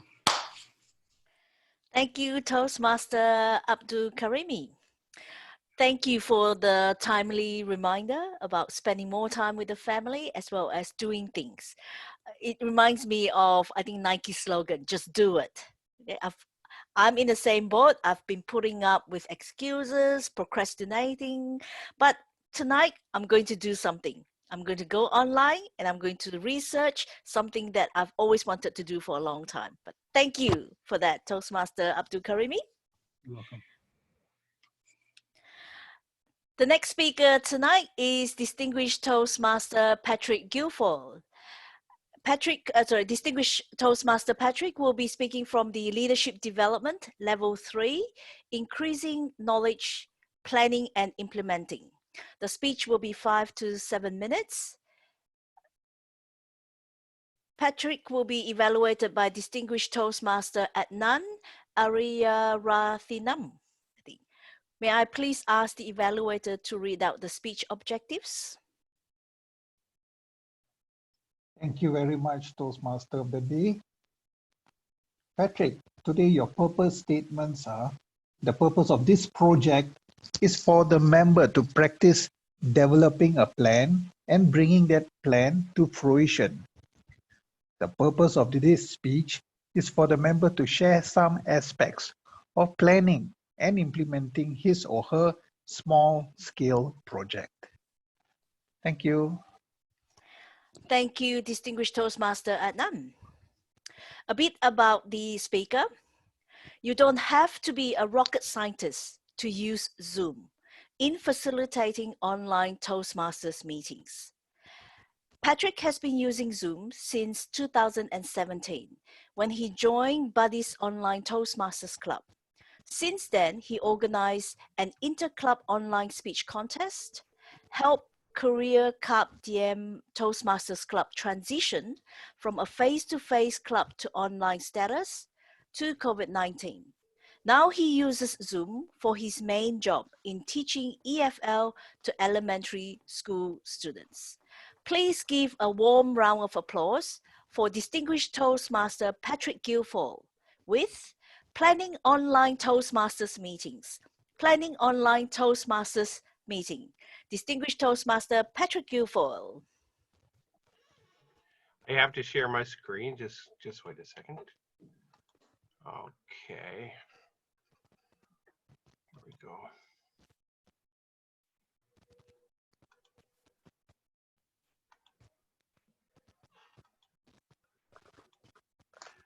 Fellow Toastmasters and welcome guests. I am the co-founder of Korea Carpe Diem Toastmasters Club. The club was chartered in March of 2014. From 2014 to 2017, we experienced great success. We've received President's Distinguished status at least 2 times. Please mute whoever is making that sound. We received President's Distinguished status 2 times, but after 2017, we haven't even been distinguished. Now, to give you a little context about the club, it's in Busan, South Korea. Every club is different, as we know, in Toastmasters. And the demographics of this club, I would say, are probably people who are 40 plus. I wouldn't necessarily say that this is a white collar club, although there are some white collar workers in the club, but I would say that most of the membership are either like housewives or blue collar workers. Now, around 2018, the membership started dropping rapidly. To make a long story short, right now, the club has about 11 paid members, but only about 7 of them or 8 of them are active members. We're on very shaky grounds. But to backtrack a little bit, I left the club in 2017 because of personal job commitments. But when I discovered that the club was in the situation that it is in, I rejoined the club back in 2019, and I'm trying to rebuild the club. And then boom, COVID-19 comes along. Now, the average age of the members in the club are mid-40s onwards. Do you think it was easy to try and convince the members of the club to start using Zoom? Definitely not. There were a few, maybe, I'm not joking, there were a few, maybe 3 or 4 people that caught on very quickly. And I have scheduled meetings and went globally trying to bring guests to come in as speakers and role takers. And that is helping somewhat. It is encouraging, but still we cannot get, the guests don't become members, and even the members, not all of the members will attend. But basically, for planning online Zoom Toastmasters meetings, there are certain things you need to do. The first one, you need to choose an online meeting platform, as we all know. And I would say, I don't know, I don't have a percentage, but I'm guessing at least 80%, 90% are using Zoom. Is it easy? I think it's pretty easy, but apparently some of my club members don't think it's quite easy. Each executive member needs to have their own Zoom ID and be able to host a meeting. But there are probably only 2 of the executive members, including myself, who know how to host a meeting. Schedule an executive meeting in Zoom. What is an executive meeting? Really, it's so difficult when you have 8 or 9 members in the club. Practice how to use Zoom on a laptop, tablet, or mobile device. Now, I want to say laptop, tablet, maybe. Have you ever tried to participate in a Toastmasters meeting in Zoom using your smartphone? I hope you have really good eyes. So now let's continue. Before the meeting, continue. Number 5, very important, notify your club members of the plan to run the virtual meetings. Yes, I did. And at least 1/3 of the members just, where are they? They just disappeared. I'm busy, I'm busy, I'm busy. Encourage all members to visit Zoom website and learn how to access. Oh, it's too scary. We can't touch it. It's like it's a dragon. It's like Godzilla. And schedule meeting and advertise. This is very important. And this, I believe, we are doing well. Schedule a meeting, advertise, send out meeting invitation links at least 1 week before the meeting. Well, 1 week. I need to mention, I am the VP of Education, but I find I'm doing almost everything myself. So the Vice President of Education should secure the team and create an agenda. Yes, I do a good job in creating the agenda. That's not a problem. And it's very important to send that agenda out to the prospective guests who will visit. Because if you don't have that agenda made quickly, people are not going to be interested in investing their time into attending your meeting. The final agenda should be sent out 24 hours before the meeting, but you'll probably have one sent out 10 minutes before the meeting because someone has backed out of their role. The joys of being a VP of education. So now, managing the Zoom meetings while the meeting is in progress. Make sure you have a Zoom master. What a wonderful role to create, to have in a club. A Zoom master or maybe two Zoom masters. A Zoom master assistant, you know, like highlighting, spotlighting, making polls, controlling the chat room, blocking people from entering. I think I would like to see that happen, because I think when people enter meetings halfway through the meeting, that can be a concern for safety and maybe even interrupting the meeting. The Toastmaster of today should log in 30 minutes before and should probably even open the meeting if possible. And help the new users become familiar with the basic functions of Zoom. Many people don't know how to unmute themselves. Many people don't know how to turn on their video or share their screen. I was one of those people. The Sergeant at Arms, anyway, with buddies, the Sergeant at Arms should start and record the meeting. That's how it happens with buddies online Toastmasters. The GE should get role takers to explain the rules, especially the timing device. And I really like the timing device that this club uses. But except there's one drawback with Zoom. Can you guess what it is regarding timing device when you're sharing your screen? Right now, I cannot see the timing device. That's a big problem. But there's one way around that. And I give permission to the timer to verbally say the time at the green, yellow, and red. That's one way around that.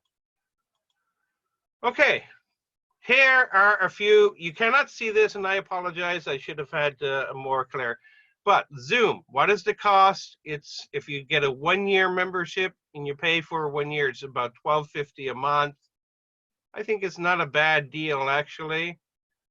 And if you go there and you cannot see this, you'll see the different features. You cannot see it here, but you'll see the different features. And this is quite useful. The resources, if you go to the Zoom web page, not the application itself, you can get resources and tips how to use Zoom. And also pre-meeting settings. So you can, there's a lot of tutorials. There are webinars that, and you can request, and they will give you a webinar. They will train you. They will give you free training. Zoom is the way to go, but you have to be prepared before you start using Zoom. Thank you very much. I turn control back to the Toastmaster. Thank you, distinguished Toastmaster Patrick. It's good to see, you know, that all clubs all around the world experience the same thing. I myself was a VPE, and believe me, I did all the work as well. So I will learn to delegate. Yeah. Thank you for that, distinguished Toastmaster Patrick. The next speaker we have is Toastmaster Pallavi Singh. Toastmaster Pallavi will be speaking from the Leadership Excellence series, Motivating People. The speech is 13 to 15 minutes, so the green light will come on at 13 minutes, the yellow light will be 14 minutes, and the red light at 15 minutes. Toastmaster Pallavi will be evaluated by distinguished Toastmaster Lee Shan tonight. May I please ask the evaluator to present the objectives of the speech?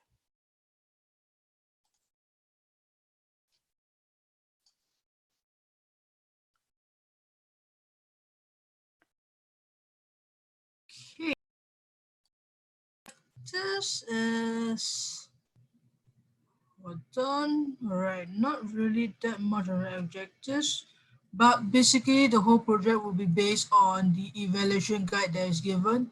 So how effective it is, how adequate is she prepared, and what vocal varieties and the techniques used and so on. So the timing has been stated. So if Pallavi is ready, please go ahead. Thank you for that, distinguished Toastmaster Li Shanshan. Pallavi is a member of 2 Toastmasters clubs, Punggol Park Toastmaster Club, as well as a charter member of Singapore Online English Toastmasters Club. She believes that as a person, we cannot go back and make a brand new start, but we can definitely start from now and make a brand new ending if we are motivated or have a motivator around who is like a candle, burning yet ready to light up another candle, and allows to create its own world of shine and glimmer. Please put your hands together for Toastmasters Pallavi Singh with Carrot or Stick. Carrot or Stick, Pallavi Singh.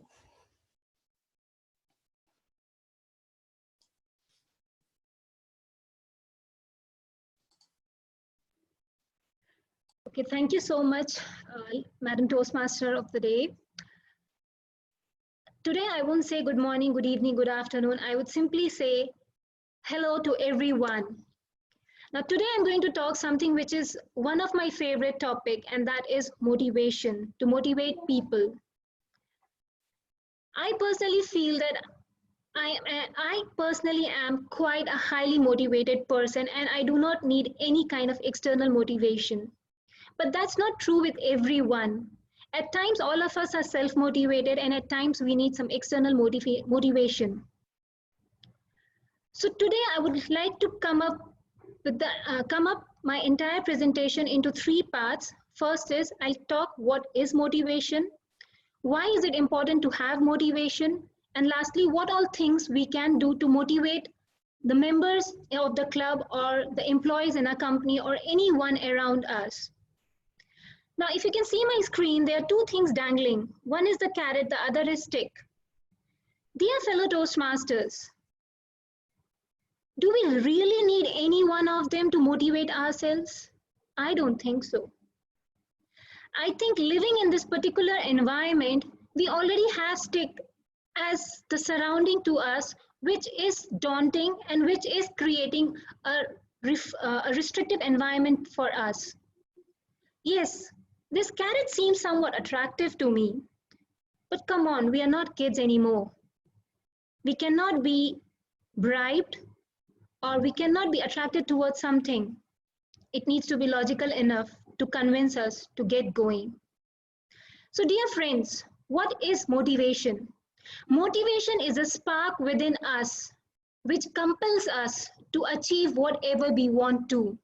Motivation is that ignition or the spark plug within us which makes impossible possible, which makes unachievable achievable, unable things able, and a thing which says do it instead of saying don't quit. Or it's simply like do it, and do it. So motivation is something which will keep you on track towards the way of success. And many a times living in an environment surrounded by so many people, we need external validation in the form of motivation to keep on going, to keep on achieving our dreams. But the question is, who does that? It's quite simple.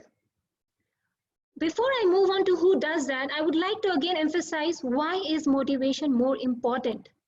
Motivation is a very important concept of management. And in the terms of management itself, it has been defined that for any company or any club in our context, the most valuable person are the members, the employees. And if the employees are self-driven, motivated time and again, they will achieve their individual success. And as a whole, the company will succeed. As a whole, everyone would be progressing. So here the question comes again. Who bears the responsibility of motivating the employees or motivating the members in the club? It's none other than the Spider-Man. How? Because Spider-Man said, with great power comes great responsibility. So if you're a club leader, if you're an EXCO member, if you're a club president, you possess the powers because you are the leader. Yes, you are the leader. And you have the responsibility on your shoulders to uplift the persons in your environment, the persons in your club. You are responsible to uplift their spirits, to inspire them, to blow up the balloon of their thoughts and say, yes, whatever you have dreamt in your mind is possible, is feasible, is achievable. And I am there to help you guide how to tread on that particular path. Why does the Spider-Man motivates the employees or the club members? As I said, if a person is motivated, he or she will definitely work towards the achievement of their success. If you are motivated, your attitude is correct, it will lead you to form proper goals. It will lead you to perform your performance well on time, right on the dot. And not only that, while you're progressing on your own path, you will be supporting other fellow members to walk on their own path and achieve their own success. As a result, the entire body is succeeding. And then you move on to the next idea, and as a result, the cycle goes on and on and on, and there's a never-ending growth for everyone. The question comes, how do you motivate your team? Being a club owner, being an EXCO member, how do you motivate your team, especially in this year 2020, which is seemingly quite challenging, and as Buzz Lightyear said, to infinity and beyond, because this is something which is perpetual. Humanity is perpetual, and if humans are there, motivation has to be there. So the question comes, if it is important, how can we do it? Not the carrots, but there are several other C's which we should definitely look forward to motivate the club members and achieve the success for the club members as well as the club. Now here are the list of 6 C's that I personally believe are the carrots which motivates and boosts the confidence of club members. I'll deal one by one all of them with personal examples. First C is capabilities. We should respect the capabilities of every member. Second is context and relevance. Third, the challenges. Fourth, the contributions. Fifth, the connection, the connect. And lastly, and most importantly, providing a conducive environment and opportunities. Slowly and steadily, we move to each of the C's. Now, as a leader, it is the duty of the leader to understand, like our 5 fingers are not equal. Every member in the club is not equal. They possess different capabilities, they possess different skills, they come from different backgrounds, they have different limitations. This capability of the member should be respected, and it should be respected with full empathy. Dear friends, here I would like to share a very humbling experience I had, I think, 2 weeks back. I went as a guest speaker in one of the clubs in Singapore, and a fellow club member was acting as our counter. Being a guest in the club, I wasn't aware that the club member is new or old. I just knew that we have an our counter. So at the end of the speeches and evaluation, when the our counter was asked to give his report, he said, "I'm sorry, I'm a new member. I don't know what to do in it, and I haven't done anything." Now, what do you think the club president should do? I really admire this lady. She said, "Oh, it's my duty. I should have known that you are new and you don't know. So I know, or we know, the club knows where do we need to work on, and we need to provide you a mentor." That is respecting the limitations, the capabilities of the member. To err is human. To accept that is superhuman, and that lady was superhuman, and today she is with us in the meeting right now. Moving to the next C is context and relevance. Now, generally what happens when we communicate our goals and objectives, we just tell them that, okay, this is what you have to do. As a result, the commitment is missing. The link is missing. People are not driven. It does not become their personalized goal. To make it personalized, it is highly important that the leader tells what is the relevance. When the relevance is known to them, the quality is there. Again, I'll give example of SG Online. It was made very well clear to all of us that by Monday, all the speakers are supposed to come up with their speaking slots, the title, and by Wednesday they should come up with their titles, duration, and their introduction. The context was clear. The relevance should also be made clear, because that if we do like this, we are able to get evaluators. The evaluation forms are given to the evaluators on time. As a result, the quality of the meetings would be improved and we would be bang on a smooth flow meeting with a superb result. Next C is challenges. I have a personal touching experience about this thing. Challenges, I think if you're a true leader, you should anticipate challenges and you should address the challenge. You should never discourage it. You know, if someone is believing in him or herself and taking that leap of faith to accept that challenge, and if someone comes from outside and breaks that leap of faith, you are bringing a life to end. Remember, my dear club leaders, if the force is from within, a new life begins. But if you are the force who is breaking that leap of faith, you're breaking that person, and that is the biggest crime. A recent incident happened with me. I wanted to come up with as a general evaluator. I was said, you're not fit for it right now. Why don't you observe someone and they come next time? This is a big platform. You won't be able to handle it. I said, how can you underestimate me? Nevertheless, as I said, I'm a self-motivated person. I carried on. I did it, and I did it at some other club. So dear club leaders, it's very important that if a person is coming up with their leap of faith and self-belief to take that challenge, respect the challenge, provide that support, and give them particular complete support, saying that, listen dear, there are challenges in this and I am there to support you. See, this is the way how you can go ahead, and I'll be there with you all the way. So this is the true role where you are lubricating the process of developing a person in your own club and developing a good memory.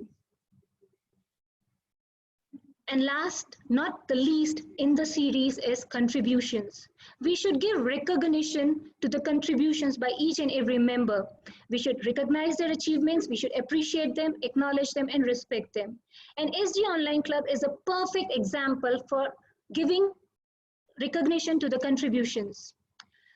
Last week, the best surprise by the club president was coming up with the best team award or the certificate. Now that shows that yes, someone is looking up towards a person who is very self-driven, who helps in conducting the meeting, who comes forward and who is a leader in true meaning. So that calls for every other member in the club that, okay, there is something, we are recognized. Every person has a different recognition factor. Everyone does not want every other thing which any other person would want. So it is really good. And today the club president has come up with various other awards in the group and saying that you keep a look on for it, you work on these parameters and you will be appreciated and your efforts would be acknowledged. So wow, that's a really good way to motivate your employees. Sorry, the club members. The next is connect. Now, when we run a club or a company, as I said, like our 5 fingers are not equal, people from different background, different culture, different limitations come together. So it's very necessary that when you come together as a club, you need to connect. You need to share some part of your inner self to develop that connectivity. Again, I would appreciate the initiative taken by the club president at the beginning of the entire process of starting the club when he said, I'm sending you a quiz to identify what type of personality you are. So he did a personality test and then he allocated every member a mentor depending upon their personality types. So that was an extra step taken by the leader to understand the personal requirements and then allocating a mentor-mentee accordingly. Next can be, after a certain time, maybe the leaders can check if the mentor-mentee relation is working or not. Is there anything else that what actually brought this particular member into the club? Am I being able to fulfill the requirement of this particular member? If not, the connecting wires are loose, and as a result, over time, the loose ends will start leaving. And that is the generic problem of every club. There should be a connect, and then only we can be connected globally. And the last C is providing a conducive environment to empower every person in the club. As you can see, if the club is not providing a conducive environment to the club member, the member won't find himself or herself related to it. They won't feel that they are being or they are achieving something which will empower them, which will bring towards a success path, or which is making them grow either career-wise or communication-wise or leadership skill-wise. So it's very important to understand time and again what is the requirement, what more things can we give to the club members for their growth, for their empowerment. Again, I would like to appreciate the effort taken by the club members and the EXCO of Singapore Online Club. Is the next thing is like majority of the members in these clubs are DTMs or aspiring to be DTMs soon. So the next question comes, what is next? So definitely the club is working on podcast. It has come up with a separate website for podcasts, for podcast trainings and coachings and everything. So the club is taking effort to provide a conducive environment to empower the club members and hence giving them a value. Lastly, I would quote in John Quincy Adams' statement that if your actions really inspires others to do more, to learn more and become more, you are a true leader. The club members will become self-motivated to achieve whatever they want, and they will start with whatever they have, where they are, with the belief that yes, they can, and they take the first step without seeing what is ahead. It's about taking a leap of faith on the support and on the inspiration and motivation given by the club leaders. So what are we all waiting for? Let's make the success happen. If not now, then when? Thank you so much. Over to you, Madam Toastmaster. Thank you, Pallavi Singh, for such an inspirational speech. I would like to remind us of the 6 C's. Okay? This begs us to think, what is next for us? What will we do from today? Okay. Thank you, Pallavi Singh.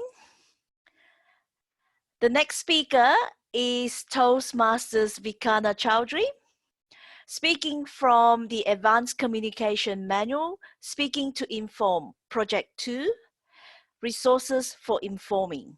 The speech will be 5 to 7 minutes. So again, green light on 5, yellow on 6, and red on 7. Toastmasters Vikana will be evaluated by Toastmaster Panos Korel. Please welcome Panos to give the objectives of the speech. Thank you, Madam Toastmaster, for the warm invitation to take the virtual stage. And Vikarna, I have been looking forward to this. Tonight, Vikarna is giving us a speech from the legacy system. The manual is Speaking to Inform, and this will be project number 2, Resources for Informing. Vikarna's main project objectives is to inform his audience on a subject of interest within 5 to 7 minutes. Vikarna's talk should be directed to the interests of the audience, that is us, with each major point strongly supported by research. Vikarna is required to use at least one visual aid to enhance our understanding. Vikarna, I look forward to paying attention to your speech. Back to you, Toastmaster of the evening. Thank you, Toastmaster Panos, for the objectives of the speech. May I please remind all the speakers to pin the timer before we proceed? Toastmasters Vikana is going to discuss the various resources which are available to us tonight. Please welcome Toastmasters Vikana Chowdhury with Everything is Available.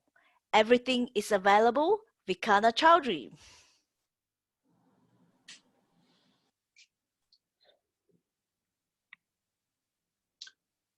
I'm ecstatic to be here.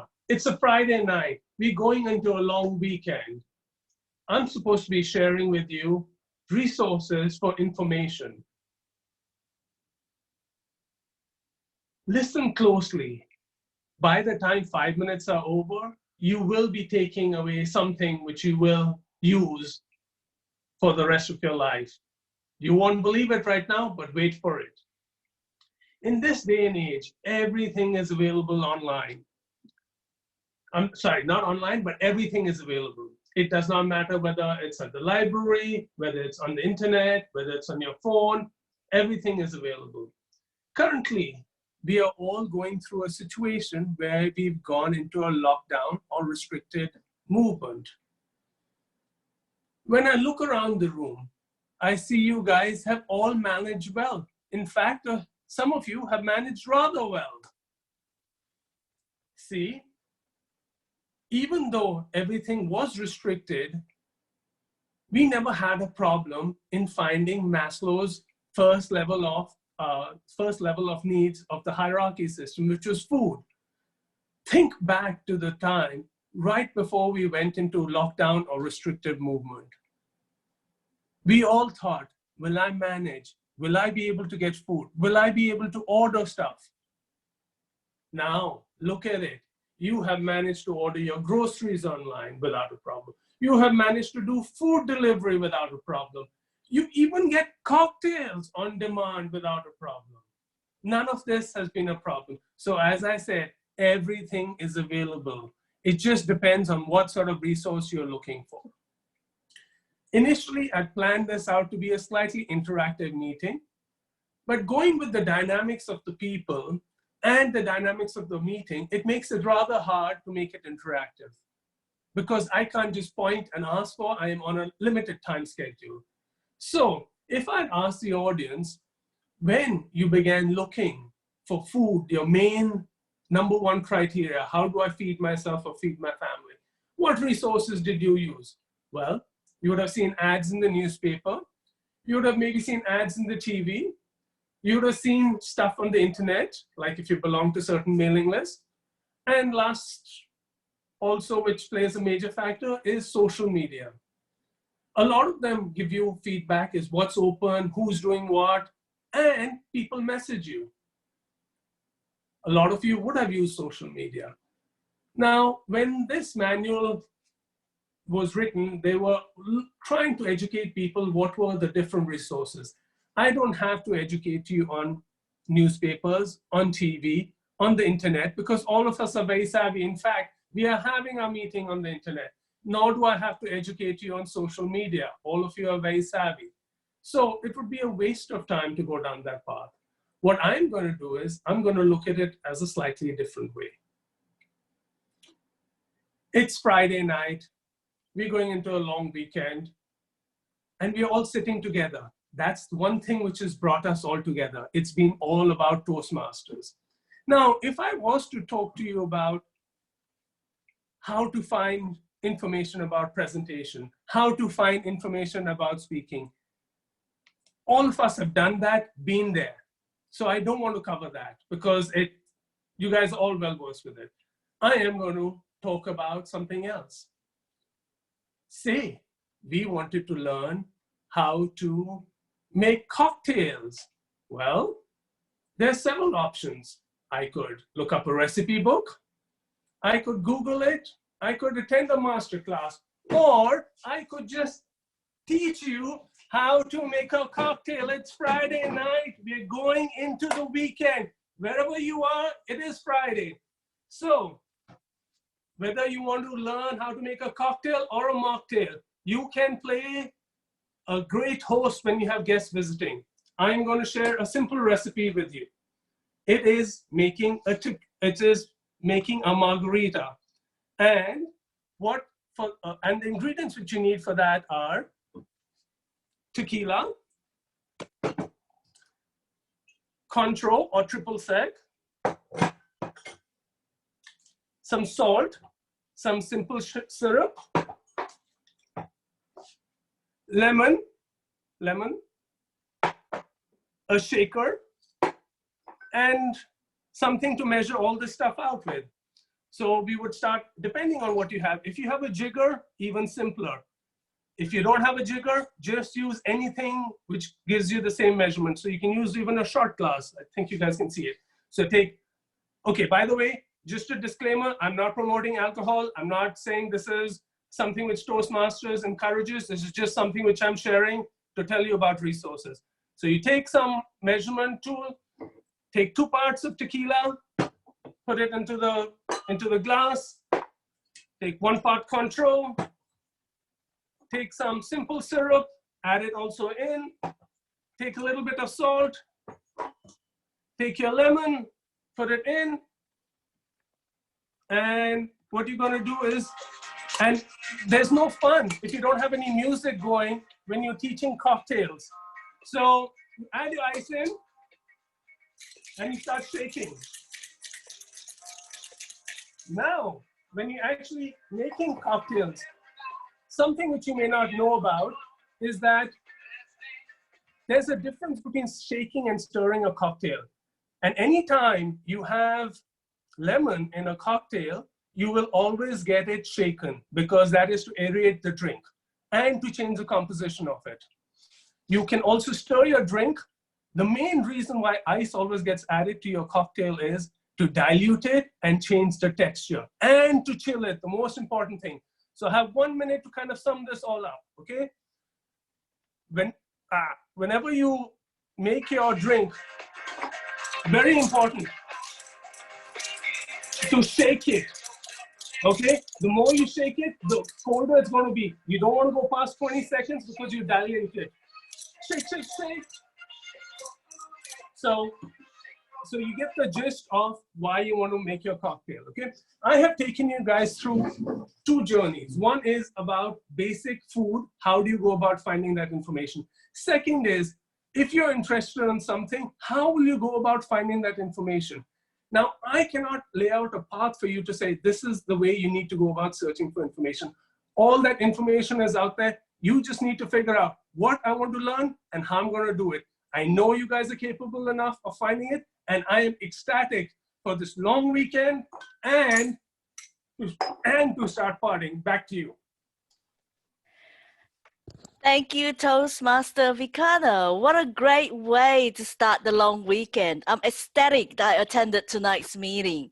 And I'm ecstatic as well that not only do I have Dr. Google, Professor YouTube, I have our very own Dr. Vikana Chowdhury, to teach us to mix drinks. Of course, it's for medicinal purposes, right?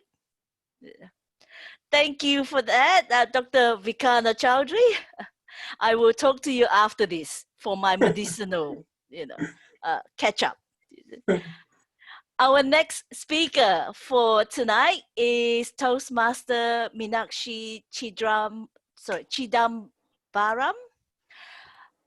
Toastmaster Meenakshi will be speaking from the Persuasive Speaking Advanced Communication Manual, Project 4, Addressing the Opposition.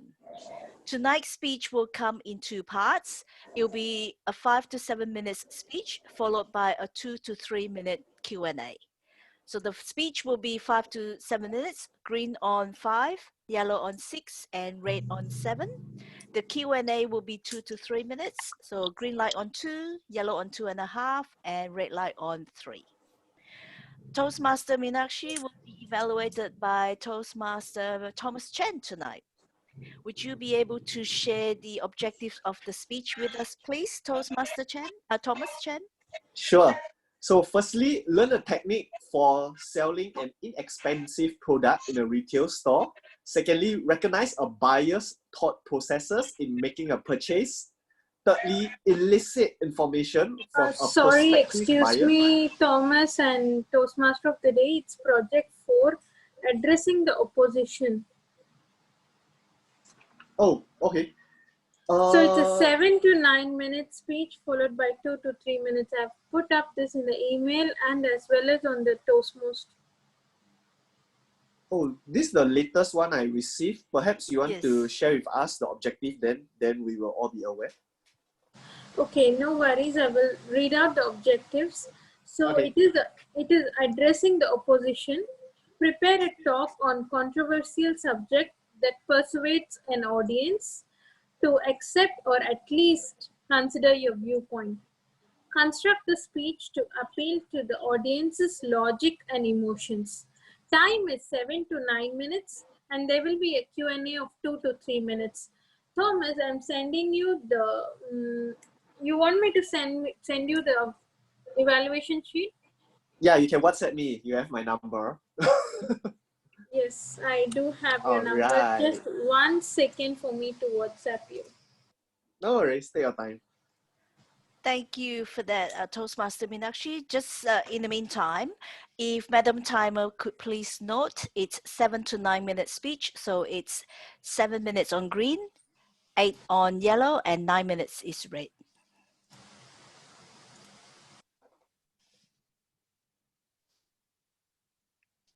While we wait for the evaluation form to be sent to the evaluator, I'll just give you a bit of introduction about the speaker. Toastmaster Meenakshi is a member of SG Online English Toastmasters Club and the current president of Tallis Toastmasters Club. She's a dynamic speaker who loves to challenge herself to master new domains. One such domain is her now, trying to do is public speaking.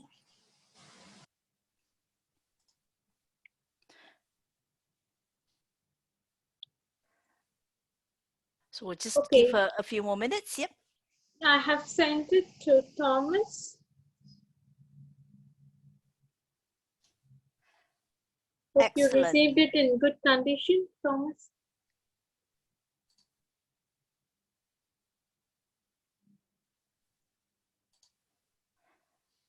Thomas, have you received the evaluation form?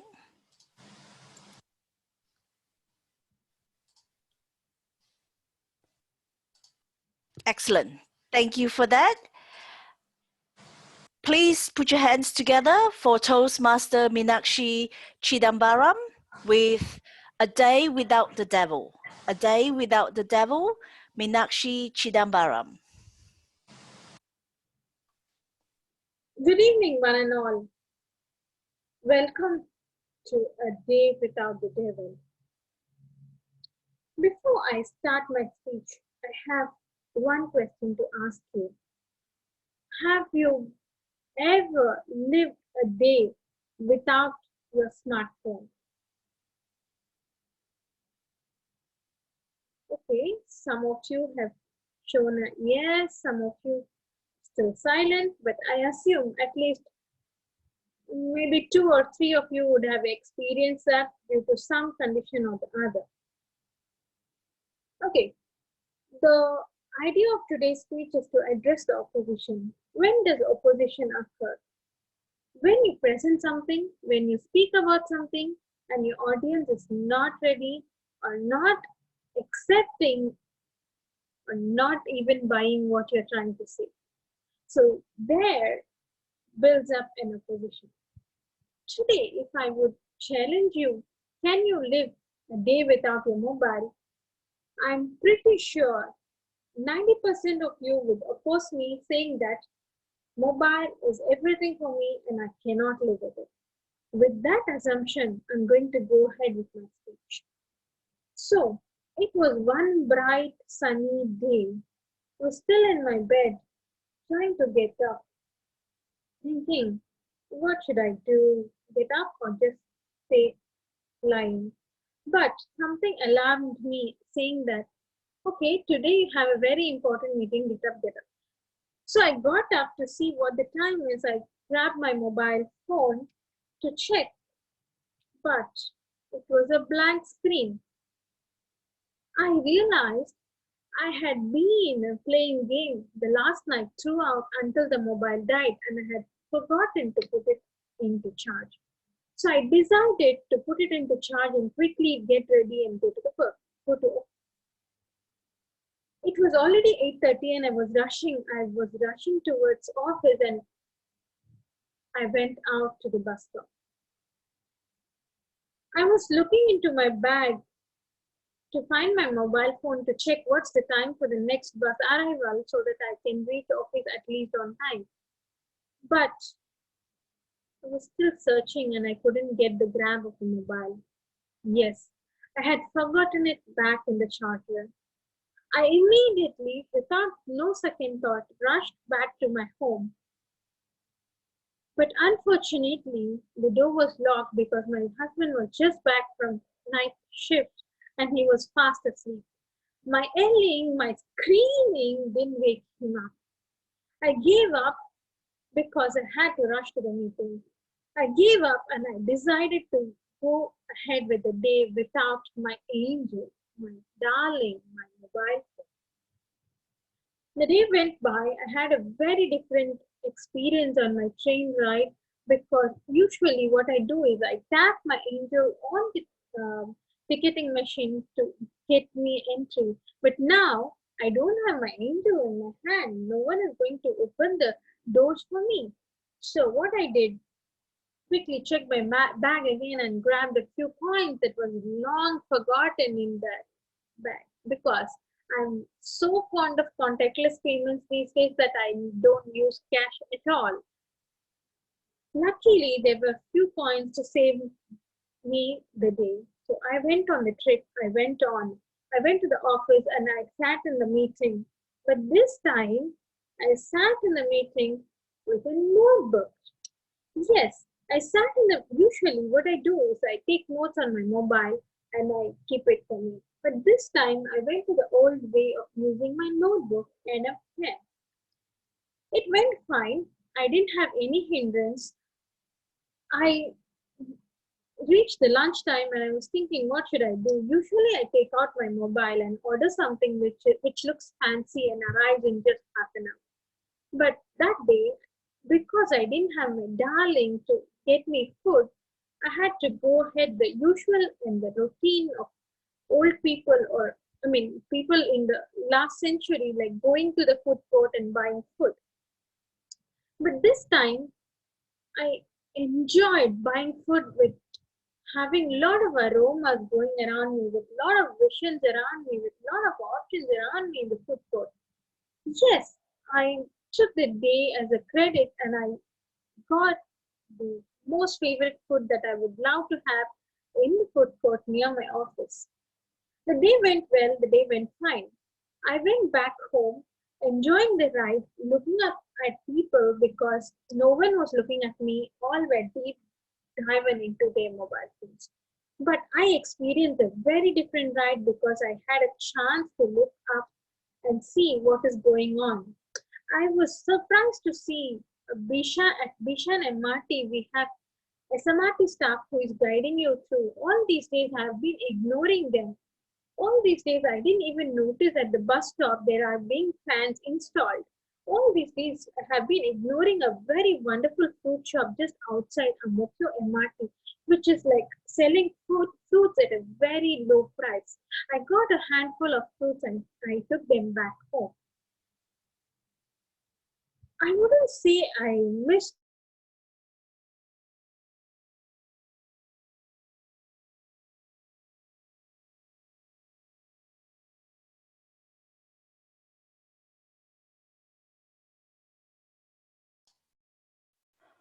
I think the speaker's frozen. Oh, okay. Can you hear me? Yes, you're back. How I wasn't missing my darling this time. I was in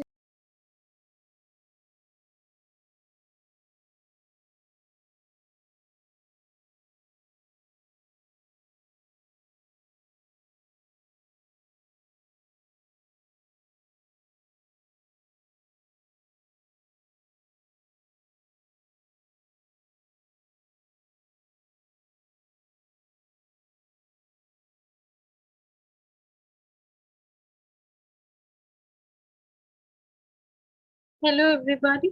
Yes, you're back. Yep.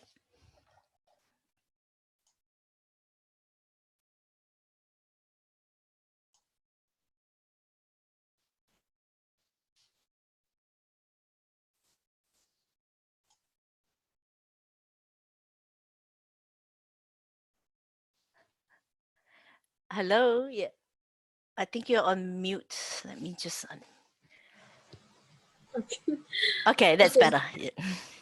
So yes, that was an experience of practice for what I'm preaching today, a day without mobile or a meeting without the mobile. Yes, that day wasn't very hard, but that day went well, that day went fine. I was not worried this time that I'm buying fruit from a fruit seller directly without using my mobile but by paying cash.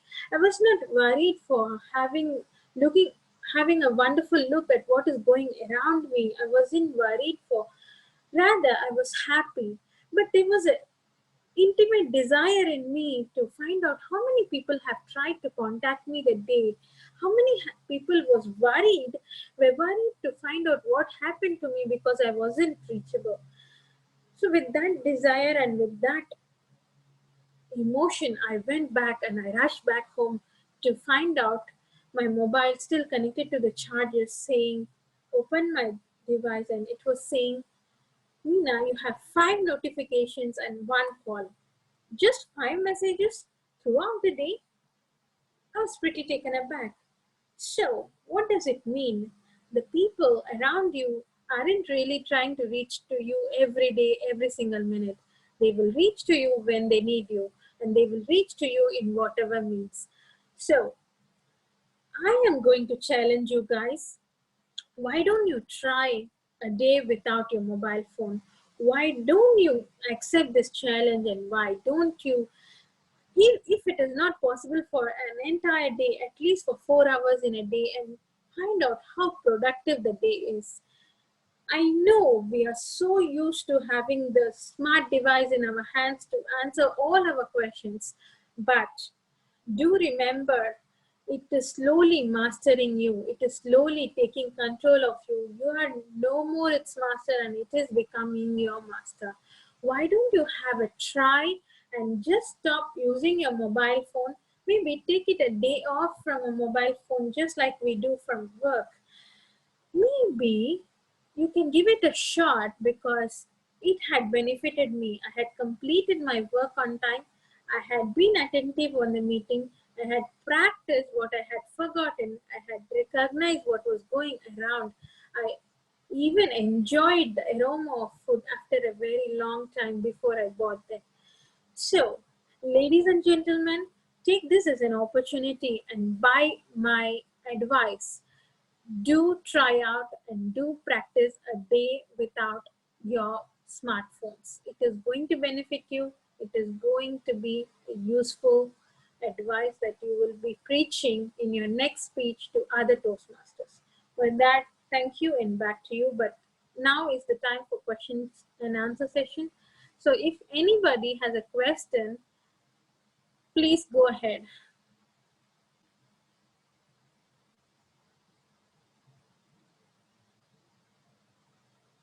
Toastmasters of the day, please help to unmute if anybody is having a question.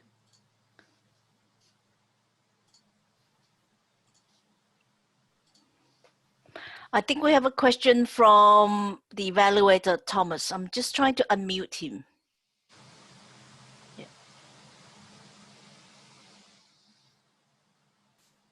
Thank you. So Meena, thanks for the enriching speech. Really creates a new perspective when it comes to using our phones.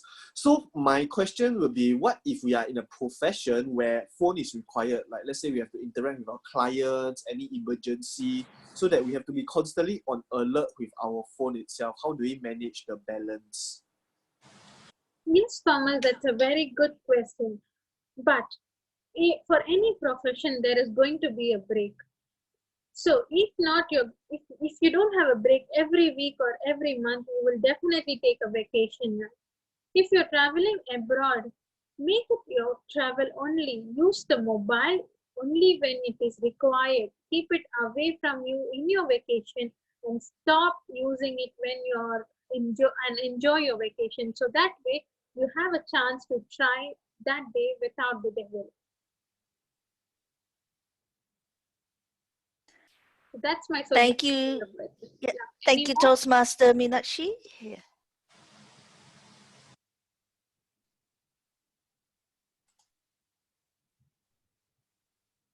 Do we have any other questions? I can't see any other hands up.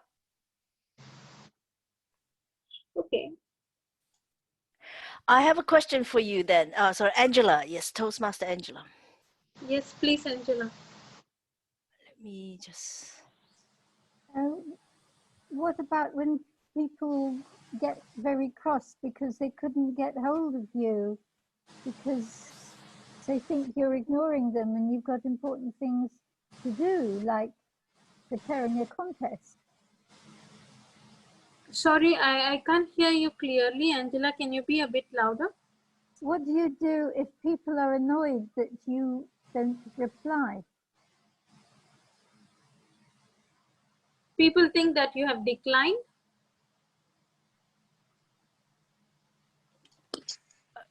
People get annoyed because you haven't replied.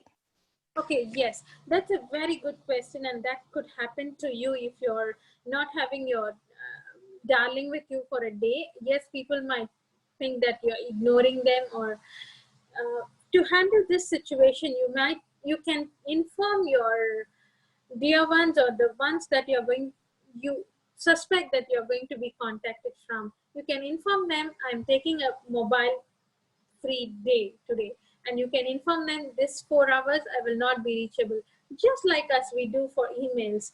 You can say that I'm not reachable through email from this time to this time. You can put a day off, you can put in your WhatsApp status, and just keep the item away, the device away from you. That way you can save it, and you don't have to ignore people with a harsh note. Hope that answers at least some part of your question. Thank you, Toastmaster Meenakshi. I think the time is up for the question and answer. Yep. But thank you for your speech. Well done. I learned something new tonight. Mr. President and fellow Toastmasters and friends, my phone will be off tomorrow. And if you can't find me, I'll say, look for Toastmaster Meenakshi. She'll tell you why. Just kidding. You know. Thank you for that, Toastmaster Meenakshi. The next speaker is Toastmaster Alicia Chia, or shall I say Distinguished Toastmaster Alicia Chia. Alicia will be speaking from the Advanced Communication Manual, Humorously Speaking, Project 4, Keep Them Laughing. The speech is 5 to 7 minutes, so green on 5, yellow on 6, and red on 7. Alicia will be evaluated by Distinguished Toastmaster Dr. Muklis Rahman tonight. Dr. Muklis, have you got the objectives for Alicia's speech, please? Yes, Madam Toastmaster, I do have. A humorous story at the beginning of your presentation will attract listeners' attention and relax them, gently leading them to the speech. An opening humorous story should be relevant to your topic, simple, readily identifiable as humor, and appropriate for the audience. Most stories are composed of 5 parts: the setup, pause, punch, line, punch word, and another pause.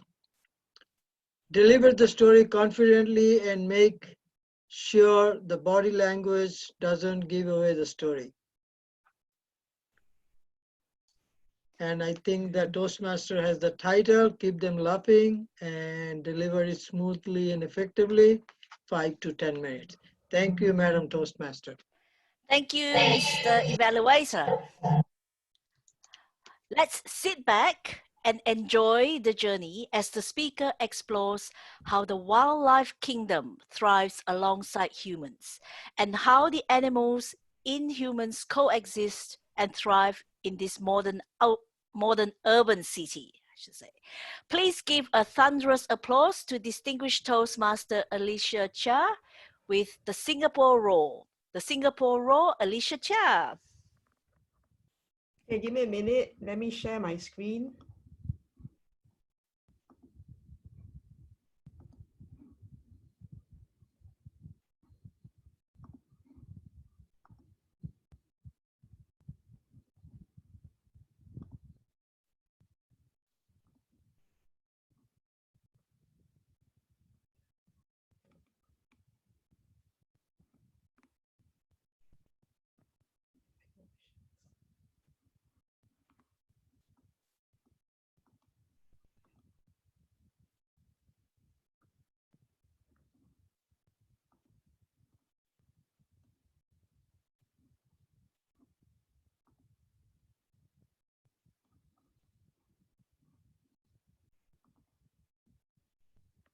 A fabulous, fascinating, and fictitious Friday evening to club president, members, and guests. Singapore Roars is all about the tales of wildlife in Singapore and how they have coexisted within us and among us in Singapore. It all started with the legend of the Singapore lion.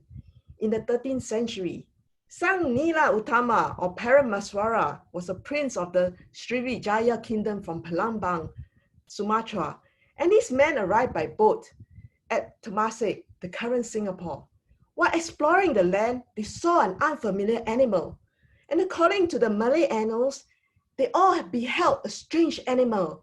It seemed to move with great speed. It had a red body and a black head. Its breast was white. It was strong and active in build, and in size was rather bigger than the he-goat.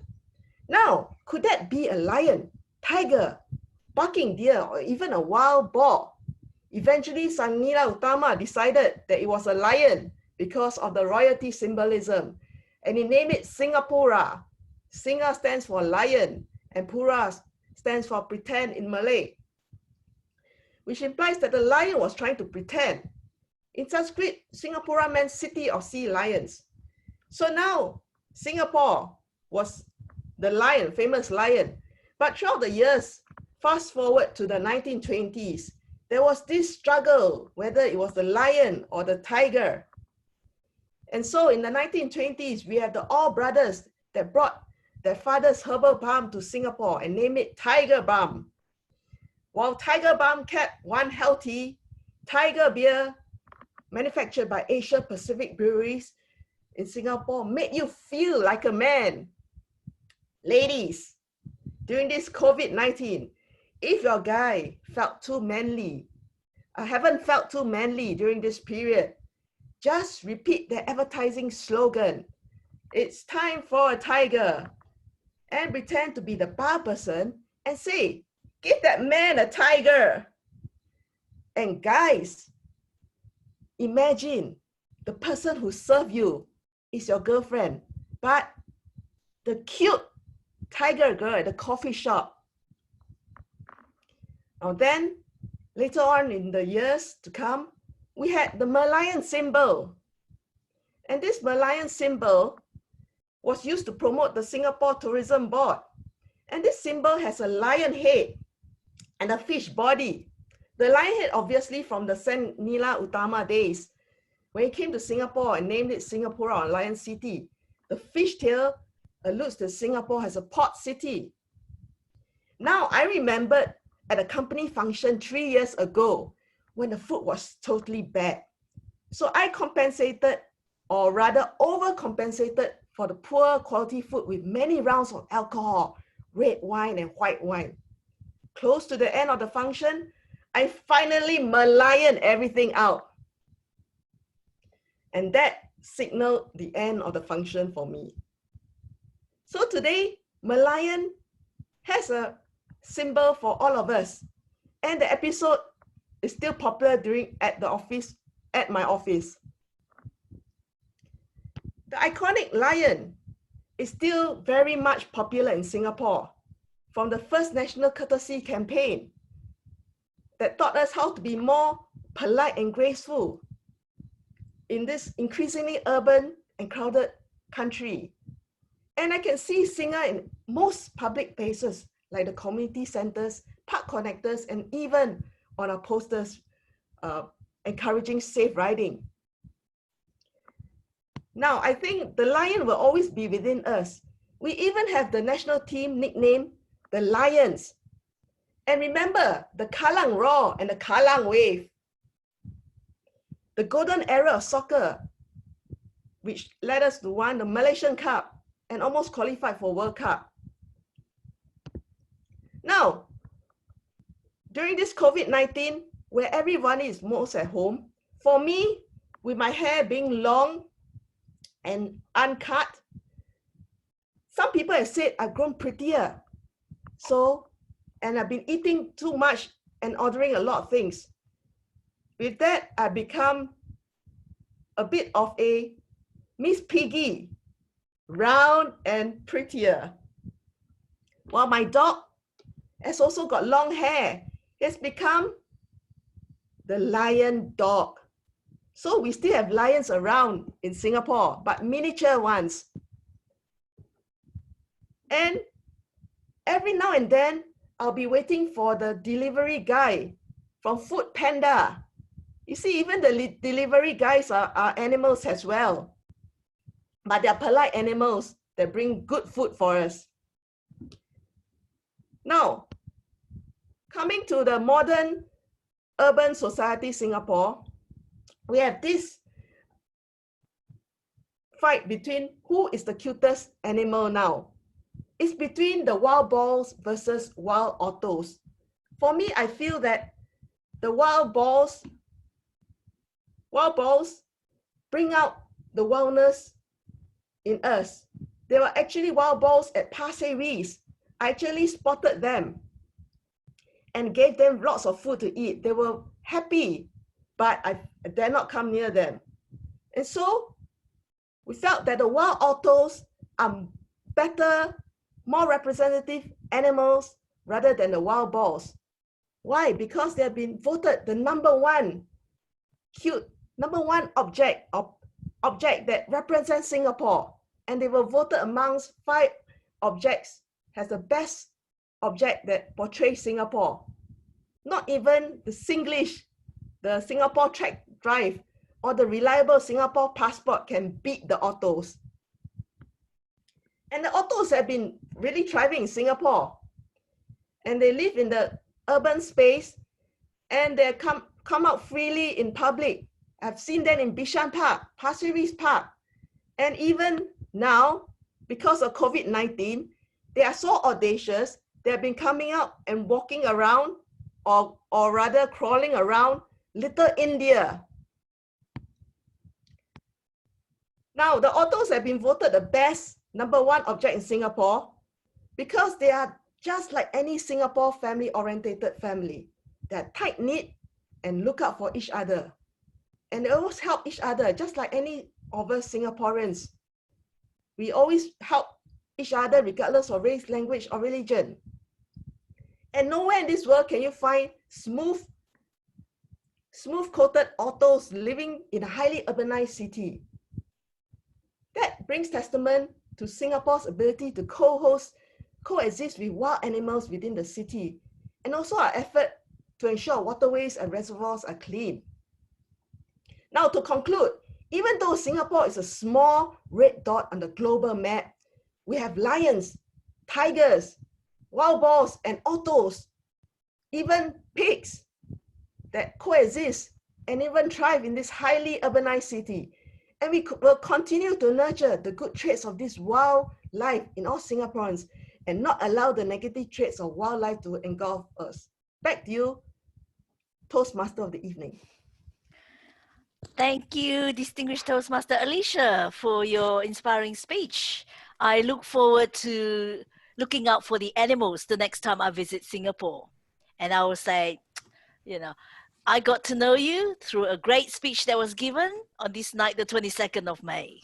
So watch out, Singapore, here I come. Thank you for that.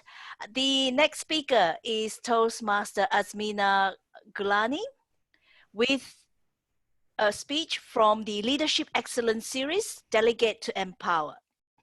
Toastmaster Azmina will be evaluated by Toastmaster Belinda Lee. Would you be able to give the objective of the speech, please, Toastmaster Belinda?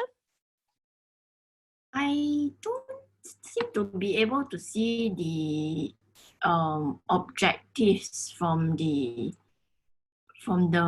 evaluation sheet that was given. Okay, thank you for that. So what we would do then is to provide the normal evaluation in terms of we look out for, as you can see, the what you hear, what you saw, how you felt, basically. So a general evaluation on the speech. Then. Thank you, Toastmaster Belinda. Toastmaster Azmina is a self-employed and works in the marketing and accounts segment. So tonight she will be presenting some strategies for delegating better as well as getting more done. Please welcome Toastmaster Azmina Gulani with her speech on Delegate to Empower. Delegate to Empower, Azmina Gulani. Fellow Toastmaster and fellow guest. So today I'll be talking about how to delegate. In order to delegate, you have to be careful of several points. Number one, learn to let go. As a boss, you have to learn to let go, and you will be scared and fear that you don't want to delegate the work. So what you will do, you will dedicate the smallest work to the people first. Establish a firm priority system. You will keep the work that require more skills and more efforts into your plate, and delegate the work to the work that require less skills and less efforts. You will delegate the work to others. Play to your workers' strength. Understand what are your workers' strengths. Invest time in learning their strengths and weaknesses. Drive the team forward with enthusiasm and passion. Continually reinforce how their efforts are making differences. Raise their potentials with challenges and goals. Make them feel valuable. You will not delegate the work according to the lightest workload the person has, but you will delegate the work according to the skill and efforts the person has. And once you delegate the work, the person will develop an aptitude, and you can give the same work next time to the same person. Always include instructions. Always write down what you want from them. Be transparent.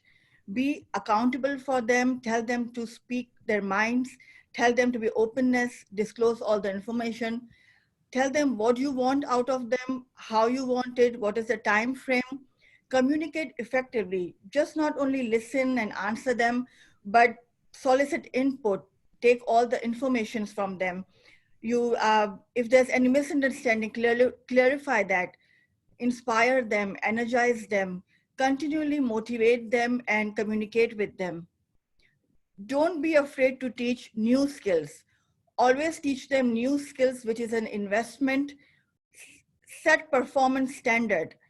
The team members will learn from the leaders, and each team member will match their efforts with each and other. Tell them what is the vision. Articulate all the visions to them. Tell them what you want from them, how you want from them. Trust but verify. Empower them, give them authority and sense of ownership. Tell them how you want the work to be done, and this will capitalize on opportunities. Be empathetic with them, connect with them, put yourself into the shoes of others, and according to your capacity, learn what they are experiencing. If there's a 1 week left for the work, then a day before 1 week, you can send a verification email and check if everything is okay. This way you will learn the respect from them, and if there's any breakage, you can rectify. Use feedbacks and to improve delegation. Consistently, frequently use feedback, which will develop your relationship. And if there is any loophole, give constructive criticism. Praise them if everything goes right. Even simple as telling well done will motivate them and raise their morale. Look for the ways of celebrating and praising them. Tell them how to make hard decisions in short time frame. Tell them that they have to be aware of the alternative and consequences by themselves. In short, delegation is not a simple process. It's ongoing and it takes time. As you delegate, you will learn and you will gain an expertise on delegation. Thank you. Thank you. Thank you, Toastmaster Azmina. And that concludes the prepared speech segment of tonight's meeting. We will take a quick 5-minute stretch and then come back for the last part of the meeting, which is the evaluation and the reports. Okay? So again, I urge you to take your 5-minute break in terms of perhaps making some medicinal drinks, or to get a cup of water or a glass of water, I should say. So see you back in 5 minutes. Toastmasters, we have to keep time. Thank you, everyone. Hope you had a good stretch. Welcome back to the last part of the meeting. Before we proceed to the evaluations and reports, I will be putting up a poll for the vote for the best speaker. We do unfortunately have some disqualifications for going over time. So the first speaker who was disqualified was Distinguished Toastmaster Patrick Guilfoyle. The second speaker who was disqualified was Toastmaster Vikana Chowdhury by 3 seconds. And the next speaker who was disqualified is Distinguished Toastmaster Alicia Chia. So please have a look at the list and vote for your best speaker. I will now launch the poll.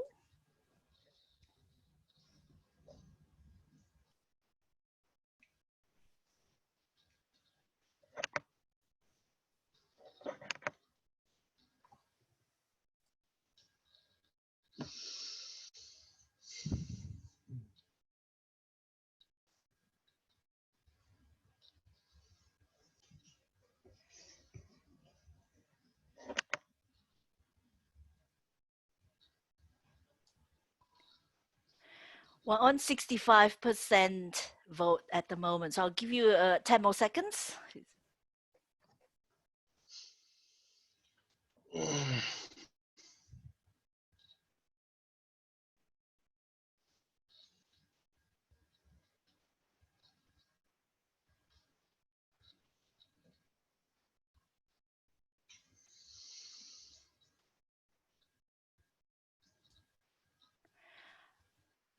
Last 2 seconds.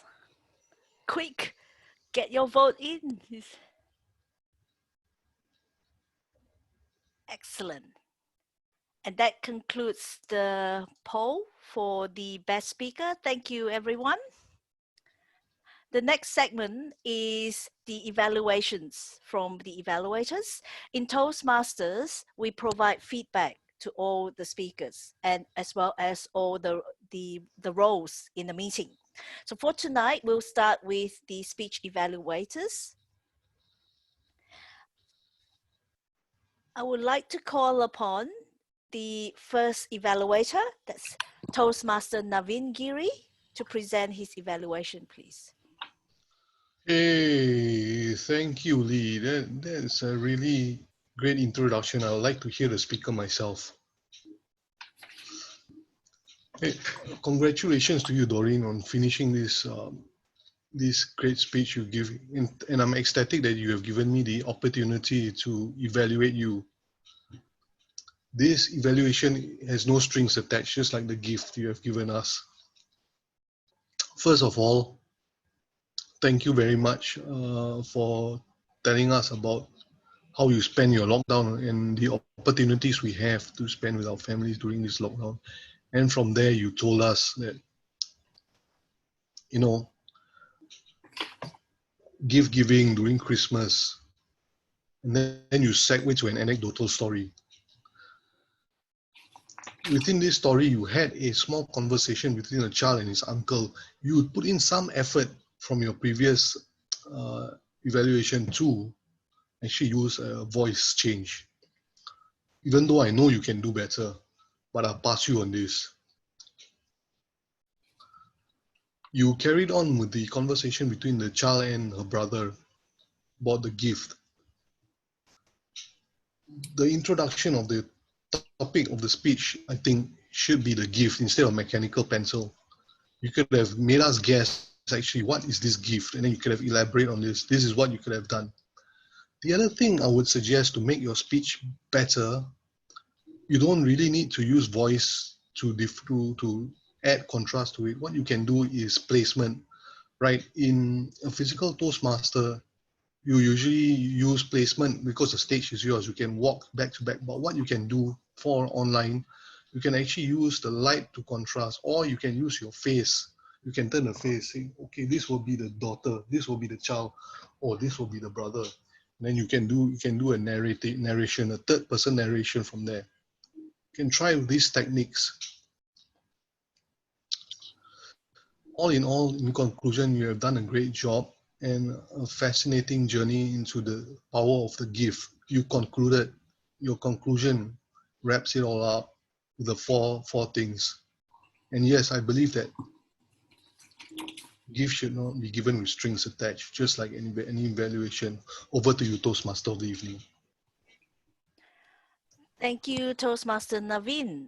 I do apologize. I was going to pass to the general evaluator, but I didn't realize that there were some technical issues with her mic. So I do apologize for that. I would like to hand over the segment, please, to the general evaluator, Distinguished Toastmaster Patricia Lam. Hi, thank you. Toastmaster of the evening, Berkeley. I have no idea that I was taking over from here on, and this is the first time that we are doing it in this manner. Do I call on the next evaluator for the next speaker? Could I have a second evaluator? And I think the name would be, just give me a minute. Todd Guardian, is that right? No. So could I have the second evaluator to come on, please? Who's the second evaluator? Me. Sorry? Just give me a minute. I try to pin the timer. Okay, I saw the. Cho Wei, right? Cho Wei, yes. Good evening, Toastmasters and guests. Thank you, Angela, for inspiring us to be an author. Not everyone can be one, but you gave us good tips. You suggested many ways on how to write the book and make everything seem so easy. You planted the seeds of an author in everyone.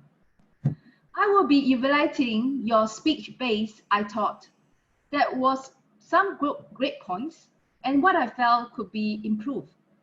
Some good points you have chosen, a good topic, a topic in being an author. Well, that is your expertise. You wrote so many books. During your speech, you have used props. Your books were used and you keep showing us. Very interesting. And that kept the speech more exciting.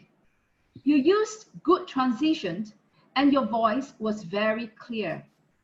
When you spoke, you were at ease. Your stance was good and it's a joy to listen to your speech. I have enjoyed your speech. I can see you make an effort to stand up and that we are able to see your body and helping to elevate emotion into your voice, keeping us captivated and interested. There are two things that I feel that might make your speech better. As a native English speaker, you speak very fluently. This is an informational speech. To make it better, I would suggest lowering your voice at important points. I believe it would help us as an audience to know where the more important points, and we will be more attentive to what you are going to tell us.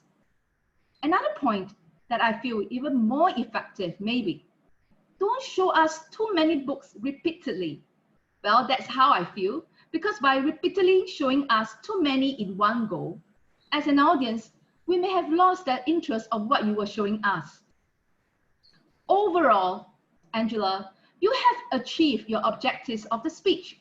That is to share a topic, and you have chosen an informational speech. I love your body language and facial expressions. They were very appropriate for this speech. Your strong points. You have managed to share your rich experiences, and you have shown us so many books that you have written.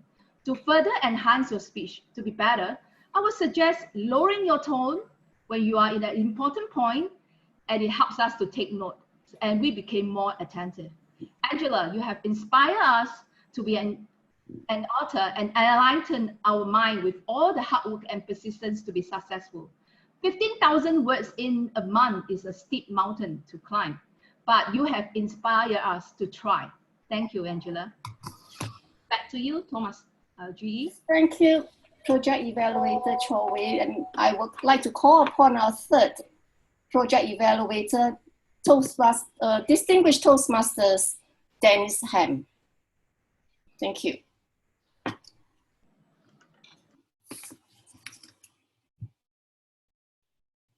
Okay, thank you. Thank you, Madam General Evaluator, fellow Toastmasters, and we're okay. Abdul. Abdul, your presentation was a generic presentation. It wasn't applied to any one of our manuals, so I'll give you a general type of an evaluation of your presentation. I like the title of your speech. It was free time, and it's very timely. Everybody has lots of free time at this moment. So I think you gave us some things to think about to see if we could apply what you had, the suggestions that you had for us. Basically, your organization had two main things to talk about. You talked about things around your family, and then you talked about things around the computer. Both of things I think everybody can relate to. I enjoyed the part where you talked about speaking with your wife, first of all, learning how to cook. That's one thing to spend some quality time with your family, with your wife, and then also spending more time with your children too. I think those are two very important things to do with your family.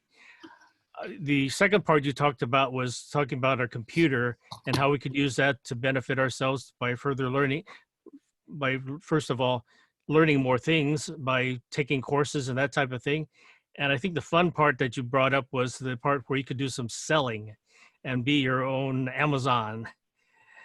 I think what you could, I'm going to offer a suggestion for you. I think that part was the part where you loosened up a little bit and you had fun. And I think you could possibly bring that back up into the first part of your presentation too, because you started to talk about cooking. So maybe what you could have brought out is a frying pan or something like that to show that you learn how to cook. So that way you can loosen it up, have a little more fun by bringing out the frying pan, since you also had visual aids at the end where you brought out the deodorant and the brush and the speaker. So I think that the visual aids were something that you could play with your presentation. So the organization and structure was good. There you go. That's what you need, is a big frying pan. So your organization was good. I think basically your speech was very good. It was well structured. You had enough time to give your presentation. You didn't run over time. And you also gave us a challenge at the end. You told us now is the best time. And what are you waiting for? So I think you had a very good package in this presentation.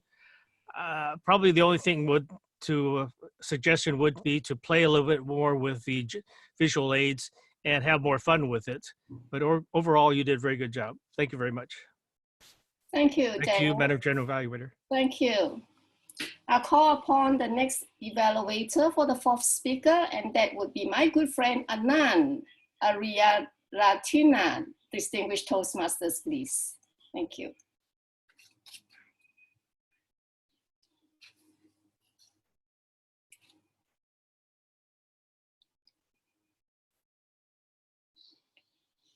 Cannot hear you, Anand. You got to unmute your speaker. Cannot hear you. Okay. Good. Okay, can you all hear me? Yes. All right, wonderful. Okay, thank you very much, Patricia, for introducing me. Good day, my fellow Toastmasters, and to Patrick, a special thanks for your very informative speech. I would like to evaluate your speech based on the acronym of your name, PAT. Okay? P, for what was powerful about your speech. You had a good opening in the beginning of your speech about your experiences in the online Toastmasters Club in Busan, South Korea. Then you went on to explain what should happen before a meeting and during the meeting.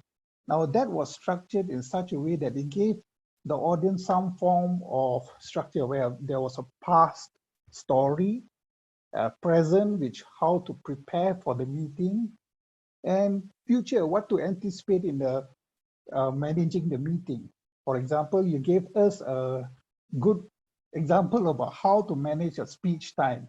In case we go out of time, perhaps the timer can say, if 5 minutes is up or 6 minutes is up, some visual or auditory aspect so that we can all maintain our time. Well done on this point. Now, areas for improvement. I felt that the opening story about your experience about the online club was a bit too long, and that ate up the time for the rest of your speech. Furthermore, your speech was a bit too meaty. There was a bit too many points for the audience to digest.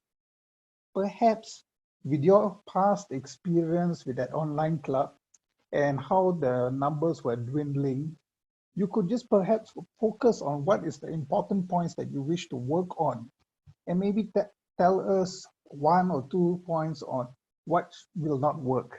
Use your experience to elaborate that further. And that way, I felt that you could have kept your time, because your speaking time today was about 10 minutes, 20 seconds, which is a bit way over time. And because I guess you realized that your timing was up, you could not conclude well with a summary or conclusion. So do take note of this. And T, take a challenge. I would like you to challenge yourself to present your future speeches with more pictures rather than words. And this can, in a way, help you pace yourself throughout the presentation. In your slides, you could put it up in such a way that you only spend maybe about 20 minutes talking about 3 points in the slide and then move on. Another 20 seconds for these 3 points and then move on. At the end of the 6 to 7 minutes, you will need probably about 20 slides, but that can keep the momentum going. This quick flow of information will help draw in the audience's attention because it forces them to keep track of your speech, of your slides and your speech. So, and this will also help you focus on what is important to present to the audience. In conclusion, do be mindful of the information that you want to present. A focused, simple, and well-planned set of slides can bring your presentation to another level. I would like to wish you all the best in your plans to improve the membership for your Toastmasters, your Busan Toastmasters Club. Thank you. Back to you, Patricia.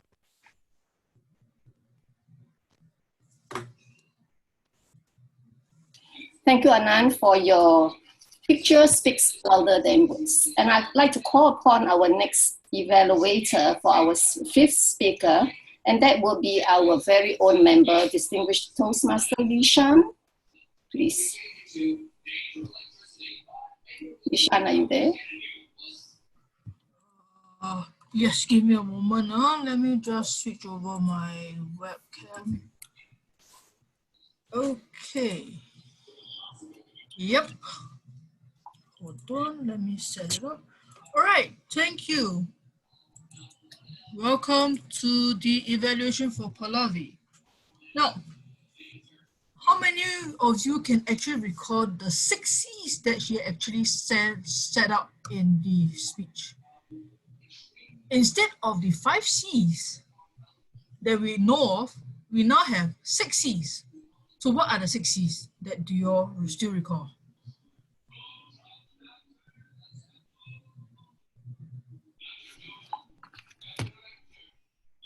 Okay.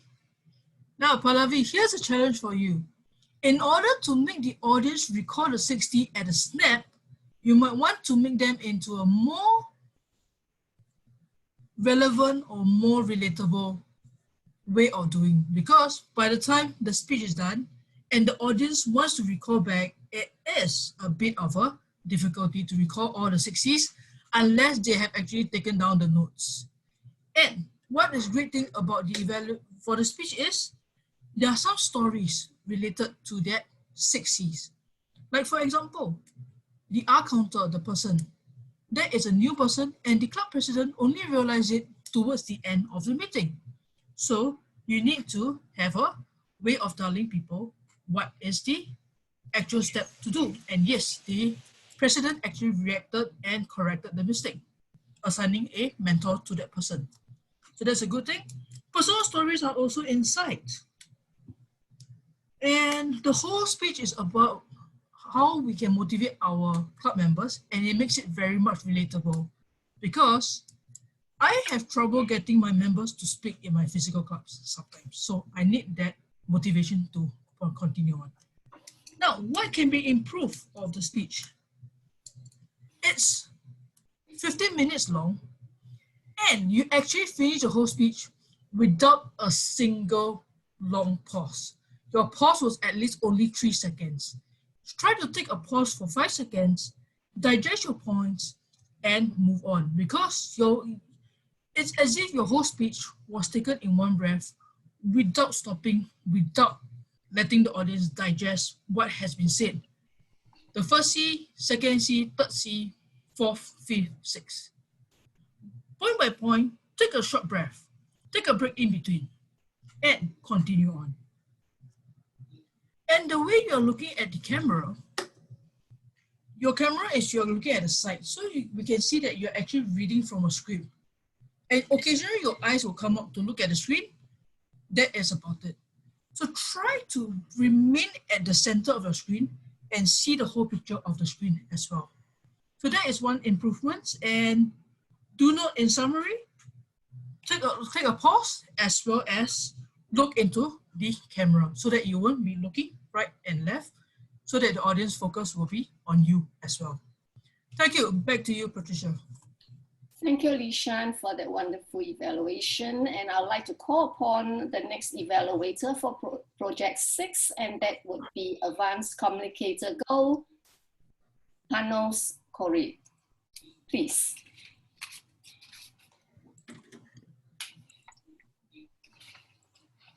What you seek to learn is available. Vikarna, I took away something I can use.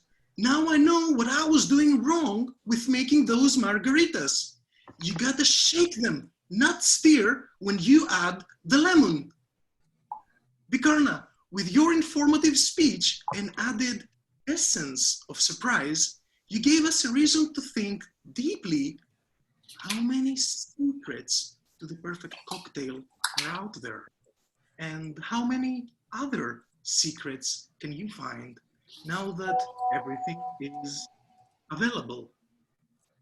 I will be basing my feedback along 3 main axes: momentum, time, and humor. Speech momentum. There were 4 phases when it comes to the momentum of your speech: the before and after. The before started in the beginning. You added some phrases that lessened the momentum of your speech. I am ecstatic to be here. Launch straight into it. You will take away something you can use. You also said how you were initially planning to give your speech. And then, sorry, I meant not only online. And I don't have to educate you on this or that. I don't want to cover information on speaking. But then, surprise, boom, cocktails on demand. That marked the beginning of the after phase. Your speech picked up momentum because you picked up momentum as a speaker. There was action, movement, props, interaction. The time, your boom came at 4 minutes, 20 seconds. You want to set up the stage for your surprise earlier on. Stay true to your primary speech purpose. Focus on your primary speech purpose, which was to be humorous. Do not steer your audience around for too long. Lead us straight into the misdirection. Humor. What a surprising misdirection. It elicited belly laughs in the audience. And you also added an element of self-depreciation to it, wearing your apron and mixing margaritas live on camera. In summary, everything is available, and so is humor when speaking to inform. Vikarna, set up your humor early on and free up time to recap that margarita recipe. Do not steer your audience around, but shake us with your humor. Madam General Evaluator. Thank you, Panos. And now, of course, our next evaluator is competent communicator Thomas Chen, please, for our 7th speaker, please. All right, splendid Saturday, ladies and gentlemen, especially to Mina. Today, Mina's speech related and resonated with me very strongly because I personally am an excessive and compulsive phone user. I use it to check my WhatsApp, I use it to check my social media, and most importantly, I use it to check my hair. And because of that, I can totally relate and resonate with what she said. And it was a great wake-up call for me, which ironically comes at 12:30 a.m. Singapore timing. So to truly appreciate that, I shall split my evaluation into two parts. Recommendations as well as commendations. Let's start off with the commendations. What did Mina did excellently in her speech? Firstly, it was the storytelling format she utilized throughout her entire sharing, because she used her personal stories to share with us about how she transformed this journey personally when she started to put aside her phone and appreciate the beauty in her life itself. And because it was a personal story, it elevated the authenticity and sincerity of her sharing, and it develops that connection because we know that it's something she had personally experienced before and she would truly want to share the joy with all of us. Secondly, it was her usage of vivid vocabularies that facilitated the audience visualization and internalization of what she had experienced throughout this journey itself. She used words such as phone as the devil, or buckle up, or the train was jam-packed.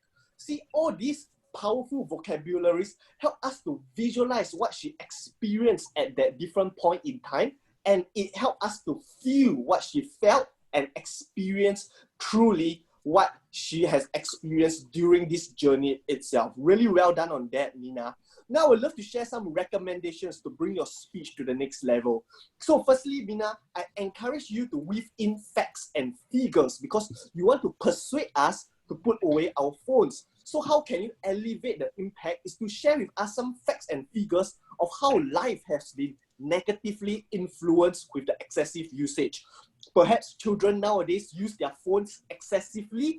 Perhaps relationships has been destroyed. Perhaps we are spending immense amount of time using the phone that we do not care about our family. Share with us these facts and figures to make your sharing more powerful and impactful. And secondly, because you want to persuade the audience to engage us, because persuasion comes with interaction. So how can you do this? Is to ask us questions. Ladies and gentlemen, how many of you cannot live without your phone? See, by doing so, you are able to trigger our thought process and we are able to connect with your speech even better. And finally, is to give us specific and detailed recommendations as well as action plans on how can we stop using so much phone excessively. Perhaps it's to put it away, perhaps it's to give us a limited constrained amount of time, or perhaps it's to limit the battery usage. Some implementations so that we can kickstart into action. In summary, congratulations, Mina, you are an amazing storyteller with a usage of vivid vocabularies. Add in facts and figures, engage us as well as share with us specific recommendations, and I'm sure you will be a spectacular speaker. Back to you. Thank you, Thomas. And we have another distinguished Toastmasters to evaluate Project 8. Without the devil, we have distinguished Toastmaster Raman, please. Is it good morning or good evening? A good I don't know. Madam General Evaluator, Madam Toastmaster, fellow Toastmasters, honored guests, and most importantly, Alicia Chia. Singapore Roars. Very appropriate title.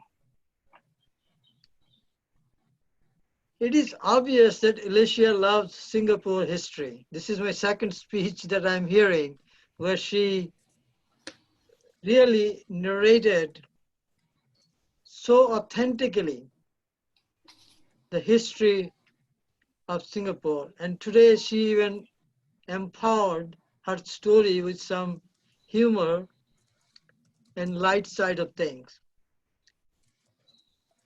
Sports is a great item to include in any speech, whether it's American football or Singapore soccer. Sports brings a lot of people into many, many great emotions, both highs and lows. I also like the humor about, you call it circuit breaker, we call it lockdown, that people are getting a little wealthier or heavier, I don't know. They're getting more in terms of gainful areas. I loved all of the stories, anecdotes, and the flow. The voice was excellent.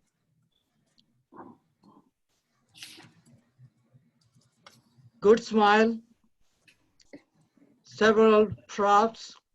You also had good gestures. So I think gestures in the online is kind of difficult, but you did include to make it a wholesome story. Following Panos and Thomas is a difficult task. Those two are so energetic. I wish I could be energetic, even though I'm only at midday. And while our Toastmaster of the day is at 2 a.m. or 3 a.m. right now. Overall, improvement could be a little bit more pauses. And I think I've shared with many. Use the power of pause. Power of pause allows us to sink in the story and the message. As long as you do it intentionally well managed, not a pregnant pause, but powerful pause. Second one, I feel audience, I think Thomas mentioned, or our timer Shan also mentioned, keep it simple into 3 parts. The beginning, which you did very well, you had a story and connected to the audience. The body with 2 or 3 examples. 2 is better than 3. And a dynamic conclusion. In fact, your conclusion was so good, I'm looking for tickets to visit Singapore soon. Thank you, thank you, thank you. Thank you, distinguished Toastmaster Raman, for your powerful pause. And now saving the best for the last, we have a very young, beautiful lady, PT Level 2. Please welcome Belinda. Belinda, please. Good morning, good afternoon, and good night, fellow Toastmasters of the world. And especially to you, Miss Asmina. I will be evaluating your speech in 2 parts. The first part will be what I like about your speech, and the second part will be improvements that we can make to your speech. The first thing that I like about your speech is that it's very informative. You have provided us with a lot of information as to what makes a good delegation, on how you make successful delegation. And this is very important for us in Toastmasters because we are all leaders in making. And one thing that we need to learn is how to delegate instead of hoarding all the tasks to ourselves. You have also made it very simple and clear such that all of us can understand you clearly. You speak very well and you articulate each and every word very, very well. And that's very good in terms of communication. All of us need to understand, especially when we're doing a presentation. There are a few things that I would suggest for you to improve in your subsequent speeches. I was waiting for more out of your story because when I was looking through your manual, albeit a bit of a rush, I understand that it was supposed to be a 10 to 15 minute story. But after listening to all the useful points on delegating, I was hungry for more and I wanted to hear a more personal story on how delegating would be personal for you, on how you yourself delegated tasks as a leader to your people who are working together with you or the people that you are leading. The second thing would be probably to increase in terms of vocal variety, because throughout the whole entire speech, it felt very much like a bullet train. And increasing the vocal variety will probably engage the audience better. You'll be able to catch which part is it that you're starting the next phrase of your speech. In conclusion, I think you did well providing us with very good information, and I would like to challenge you that for the next speech, try and slow down so that we are able to catch up with you and provide us with a personal story so that we can relate better with you. Back to you. Thank you, Belinda. And that wrapped up our project evaluation. And before we go for the best evaluator, here is the timing. We have, unfortunately, Anand, you're over time. And, Stefan, just a minute. Thomas, you're also over time. Oh, 3 minutes 29, is that over time? No, okay. So you're just within that one minute. Shh. Good. Yes, only Anand, unfortunately, and the Zoom master will then put on the system so we can vote for the best evaluator. Zoom master, please.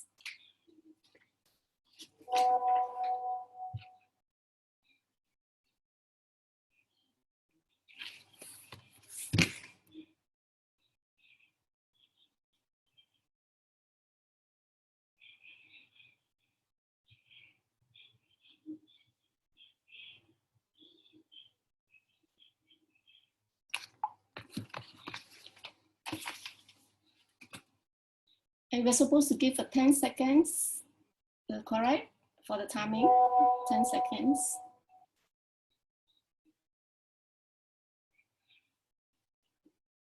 Madam General Evaluator, there are only 66% votes. Oh, actually, it's 71% votes now. So is it done now? Or 5 more seconds? 5 more seconds, please. 5 more seconds. All right, 5 more seconds. And 5, 4, 3, 2, 1, and 0. You got it. Thank you, Buckley. If we are done, I shall now call upon our grammarian, distinguished Toastmaster, Angela, with your accestic word, please. Thank you.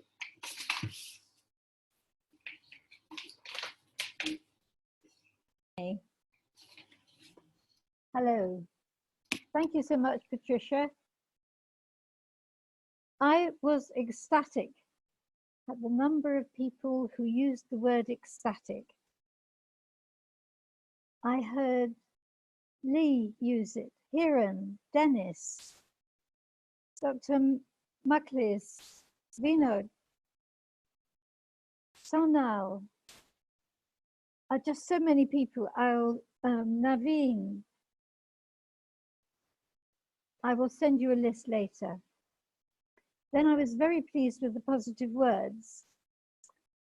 I particularly liked the quotation from Lao Tzu and the fact that we were told who'd said it, the journey beginning with a journey of 1,000 miles beginning with a single step. And I particularly liked alliteration from Helen when she talked about drumming up desire and mapping something out in your mind. I also liked the alliteration of lessons learned from Vikana. And I heard many other things. For example, I heard from Pallavi, respect and recognize, and of course the multitude of seas.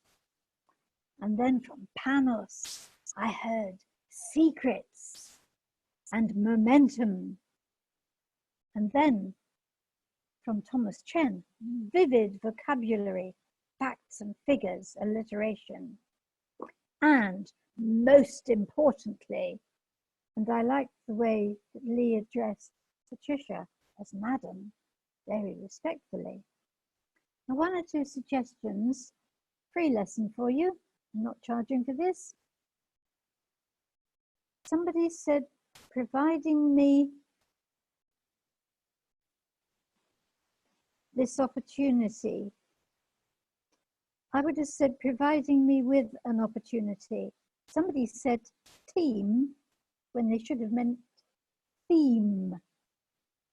Somebody said goals when they should have said goals. Somebody said Joanne when Joan is Joan, and Joanne would be Joanne. It's a peculiarity of language that Joanne in French is Joanne. I heard somebody say, I used to very nervous. We need the verb to be in there. I used to be very nervous. A bit like, as Shakespeare said, to be or not to be. You must always have to be in a sentence. Then I heard somebody refer to themselves as a Chinese. In English, we normally say a Chinese person or Chinese people. Somebody also said, go work hard. That's an Americanism. I would have said, go and work hard. Somebody said, as the speaker before spoke me, as the speaker before said to me, or she spoke about such and such a subject. Then a very interesting one. Somebody said,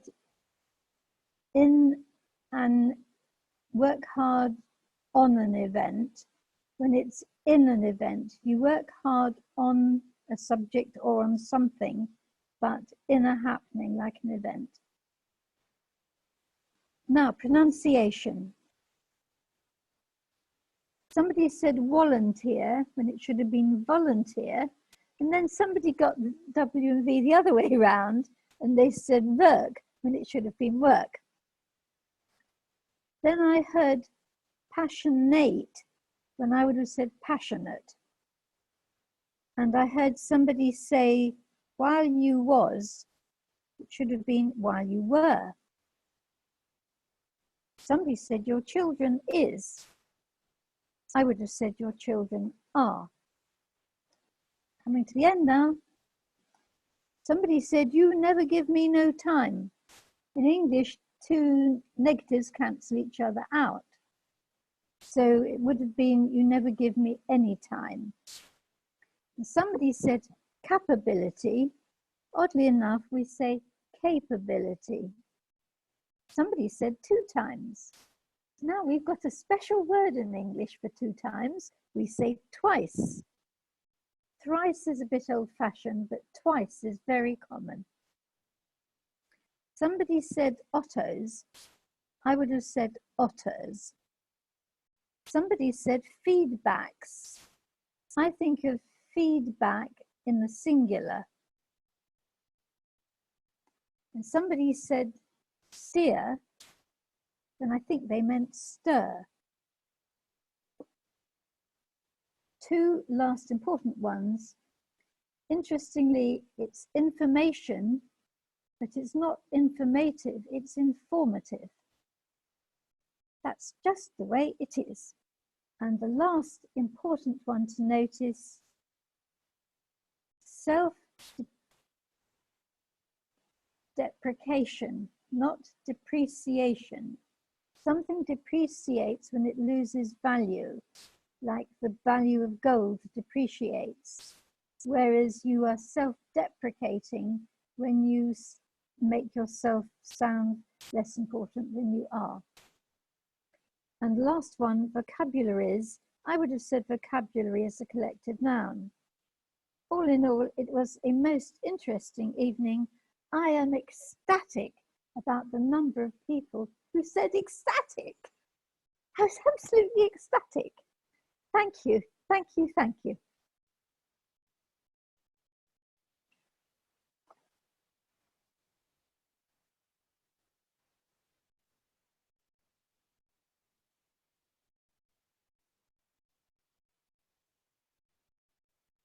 My apologies, I did not unmute.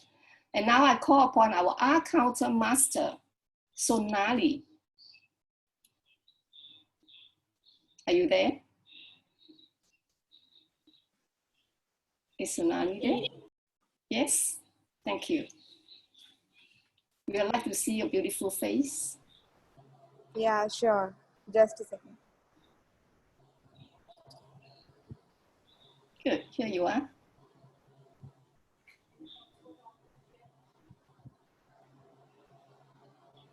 You may begin.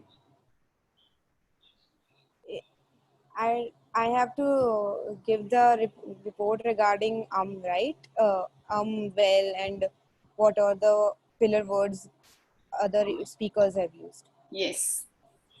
Okay. So just a second. I had my report ready. Just a minute.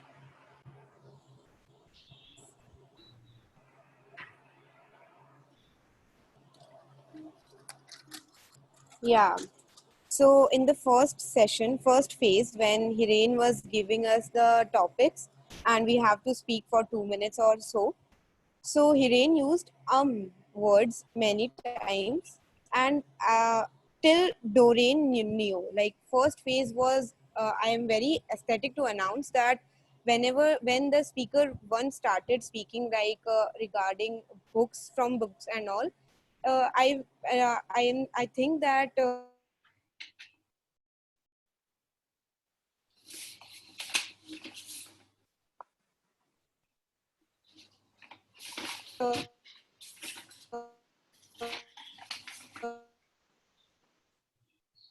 No one has used their any repeated words, or that is nobody has used well, so or any repeated word. I concentratedly I wanted to got it right, but then everybody didn't use. And I shout out to Dr. Makils, he didn't use any filler words to it, but I guess he was thinking and speaking.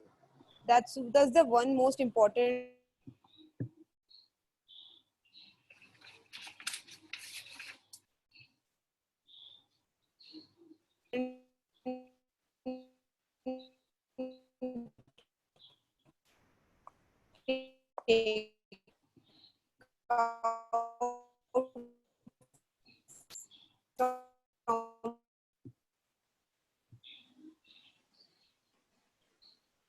session was this, Dr. Makels, my mouth is going faster than you're thinking. Okay.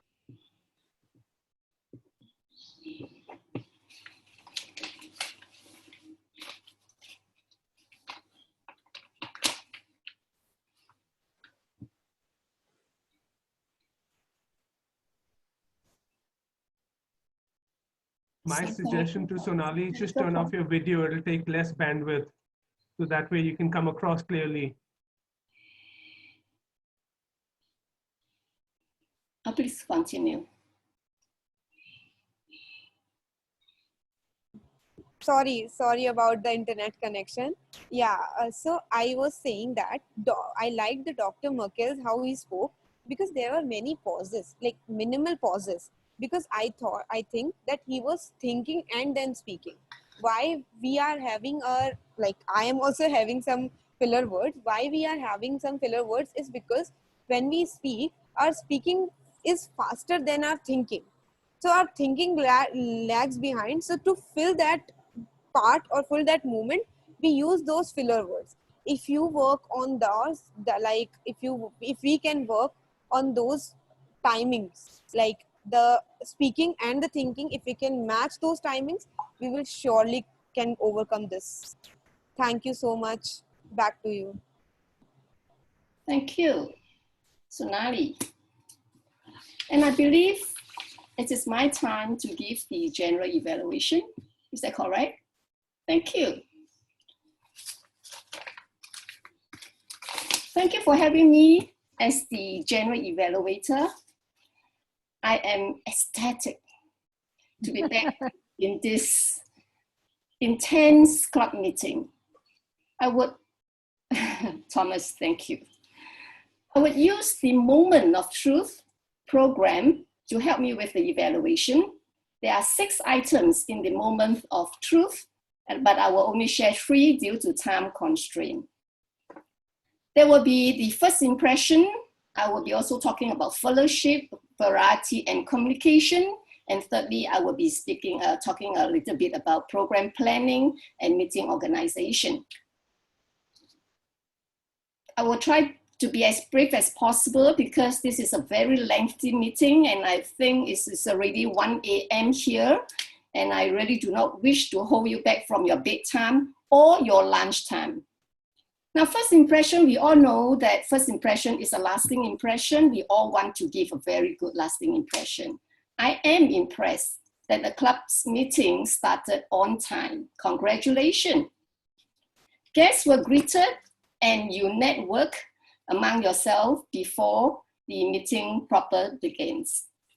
However, area for improvement, to please brief your appointment holders like your dear general evaluator that the format is totally different from what we are so used to here in Singapore. I was taken aback when Buckley passed me suddenly that I should be taking over. So there was some, I apologize for some hiccup, but it is really a great lesson to learn. That you finishing.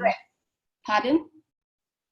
Say somebody speak. If you want to speak, you may raise your hand so that I can see you. But we all learn on the spot, and I'm glad I did not really let you down that very much. Now, fellowship, variety, and communication. The club meetings was enjoyable, and guests came from various countries, providing us with insight into their culture, into their lifestyles, and it brought our world so much closer together. Thank you so much for all your speeches. Program planning and meeting organization. I will pay a bit more attention on this area. I like it that program was emailed to members 1 day in advance. Did you receive that? 1 day in advance? And that last minute changes were also announced before the meeting. Appointment holders are familiar with their roles and they carry out their responsibility very, very well. Areas for improvement. The program sheet is quite different with the actual meeting program, and I was a bit confused. For example, Toastmaster of the day starts meeting instead of Sergeant at Arms as stated in the program. And second thing is some appointment holders and evaluators. Titles were missing in the program sheet, and it helps to be consistent because I do not want to be looking at somebody's title Distinguished Toastmaster when mine is missing from the program sheet. I hope you agree with me on that. So if you are the speaker and you want the person who comes up with the program sheet to be consistent, to be clear, then it is also your responsibility to provide all these details to the person who comes up with the program sheet. Thank you. You may disagree with me. If you do disagree with me, please send your feedback after my evaluation. Now, if you notice the program sheet at 10:34, the GE asks for reports from grammarian and then the R counter and body language monitor. I don't know what body language monitor means. But it wasn't even, it was in the program sheet, but it wasn't in the program. So maybe that needs a bit of correction there. And personally, I'm very new to this method. It's not used in Singapore, this format. I did it once when I was in Bangkok and I was caught off guard as well. So maybe the rest of the Toastmasters from outside Singapore, this is your format, but in Singapore, we do not use this format at all. Right. So then I come to President address. Your address was inspiring and motivating, giving us the club's achievement, the Hall of Fame, and giving appreciation to the members who have supported the club. And I like your sense of humor. You put most hardworking Toastmaster and you have your photo there. So you are telling yourself that you're hardworking. And I like that because for 20 years, I've never given myself, or rather the club that I have with for 20 years, Anand is laughing, I never get an award from my club, my personal club, right? Because every year I'm giving out awards and I never get an award for myself. But I like that sense of humor. I think the next time I will tell my somebody in the club to give me an award. Thank you. Just kidding, really, but I think you really deserve that. I will vote you for the best, the most hardworking Toastmasters I have ever known. Right, and one area for improvement. No, let me come to, yeah, there isn't any Sergeant at Arms, so perhaps you may want to remove that from the program sheet, right? Table Topic Master, Hiren, gave us a table of very, very creative topics. And I love that Wheel of Fortune. And I think that he has came out with so many good ideas on the topics, which I thought was a good job. Well done. The speakers' volunteerism was high because of the interesting topics, and it created a very united atmosphere. I could even feel it behind this screen of mine. Well done. One area for improvement, I do not know whether Hiren is still here. Perhaps you may want to let him know that give members who doesn't have a speaking slot a chance to speak. So that when you turn that wheel, make sure that all the names that is in the wheel doesn't have a speaking slot. So you do not want to have a member who speak and then evaluate and then do the table topic as well. I'm going pretty fast because my time is coming up very, very fast. And Tama, Distinguished Toastmaster Lishan, you did a fantastic job. I can see it's already 7:32 for me. Our counter, Tsunami.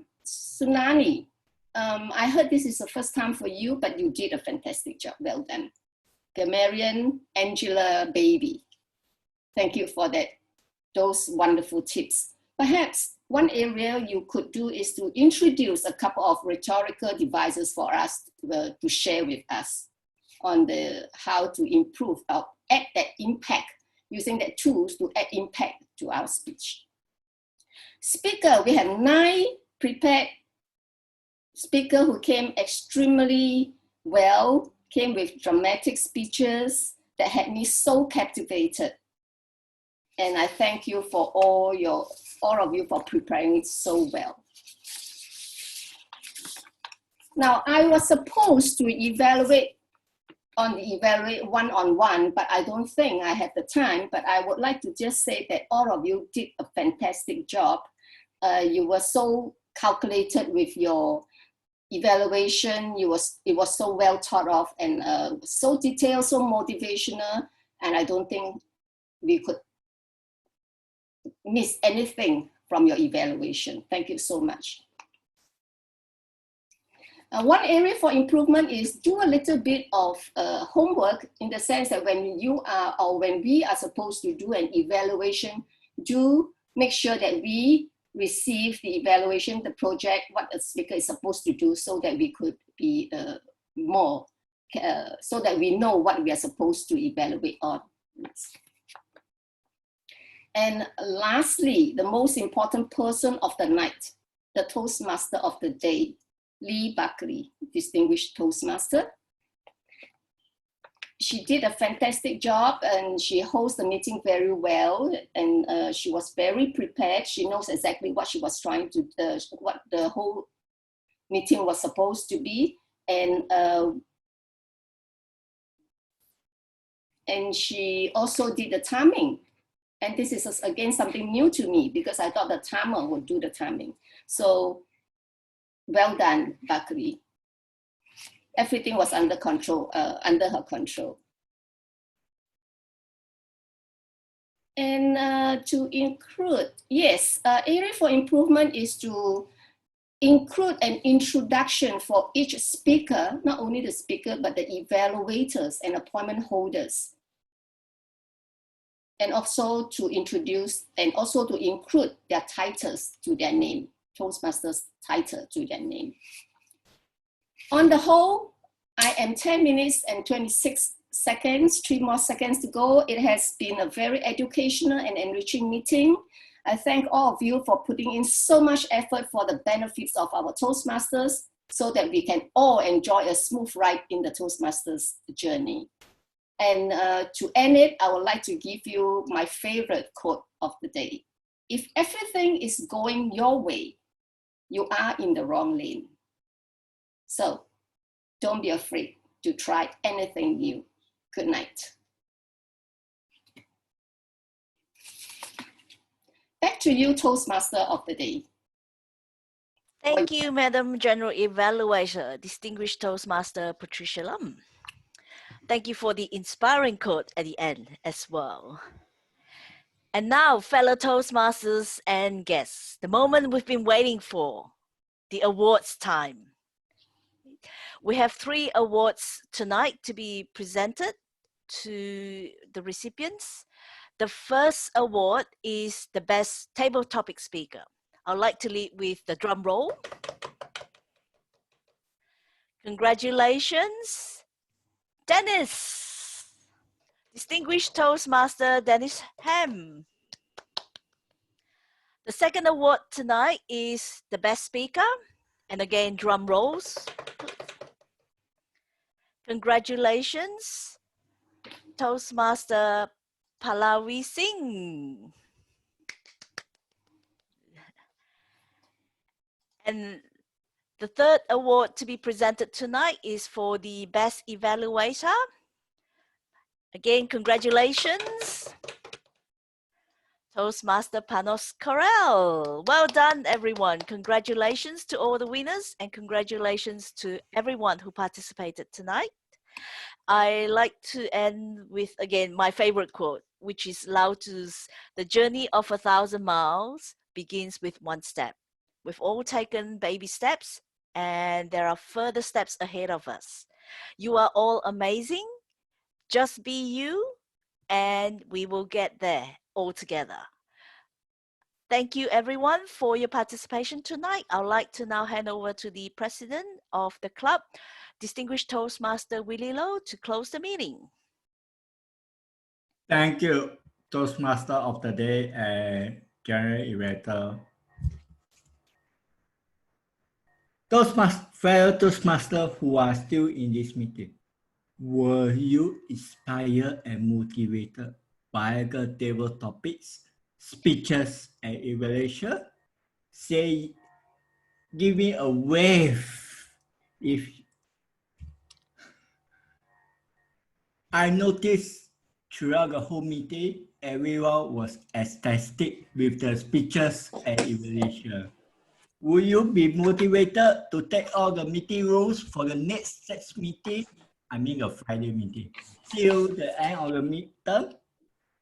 Say yes.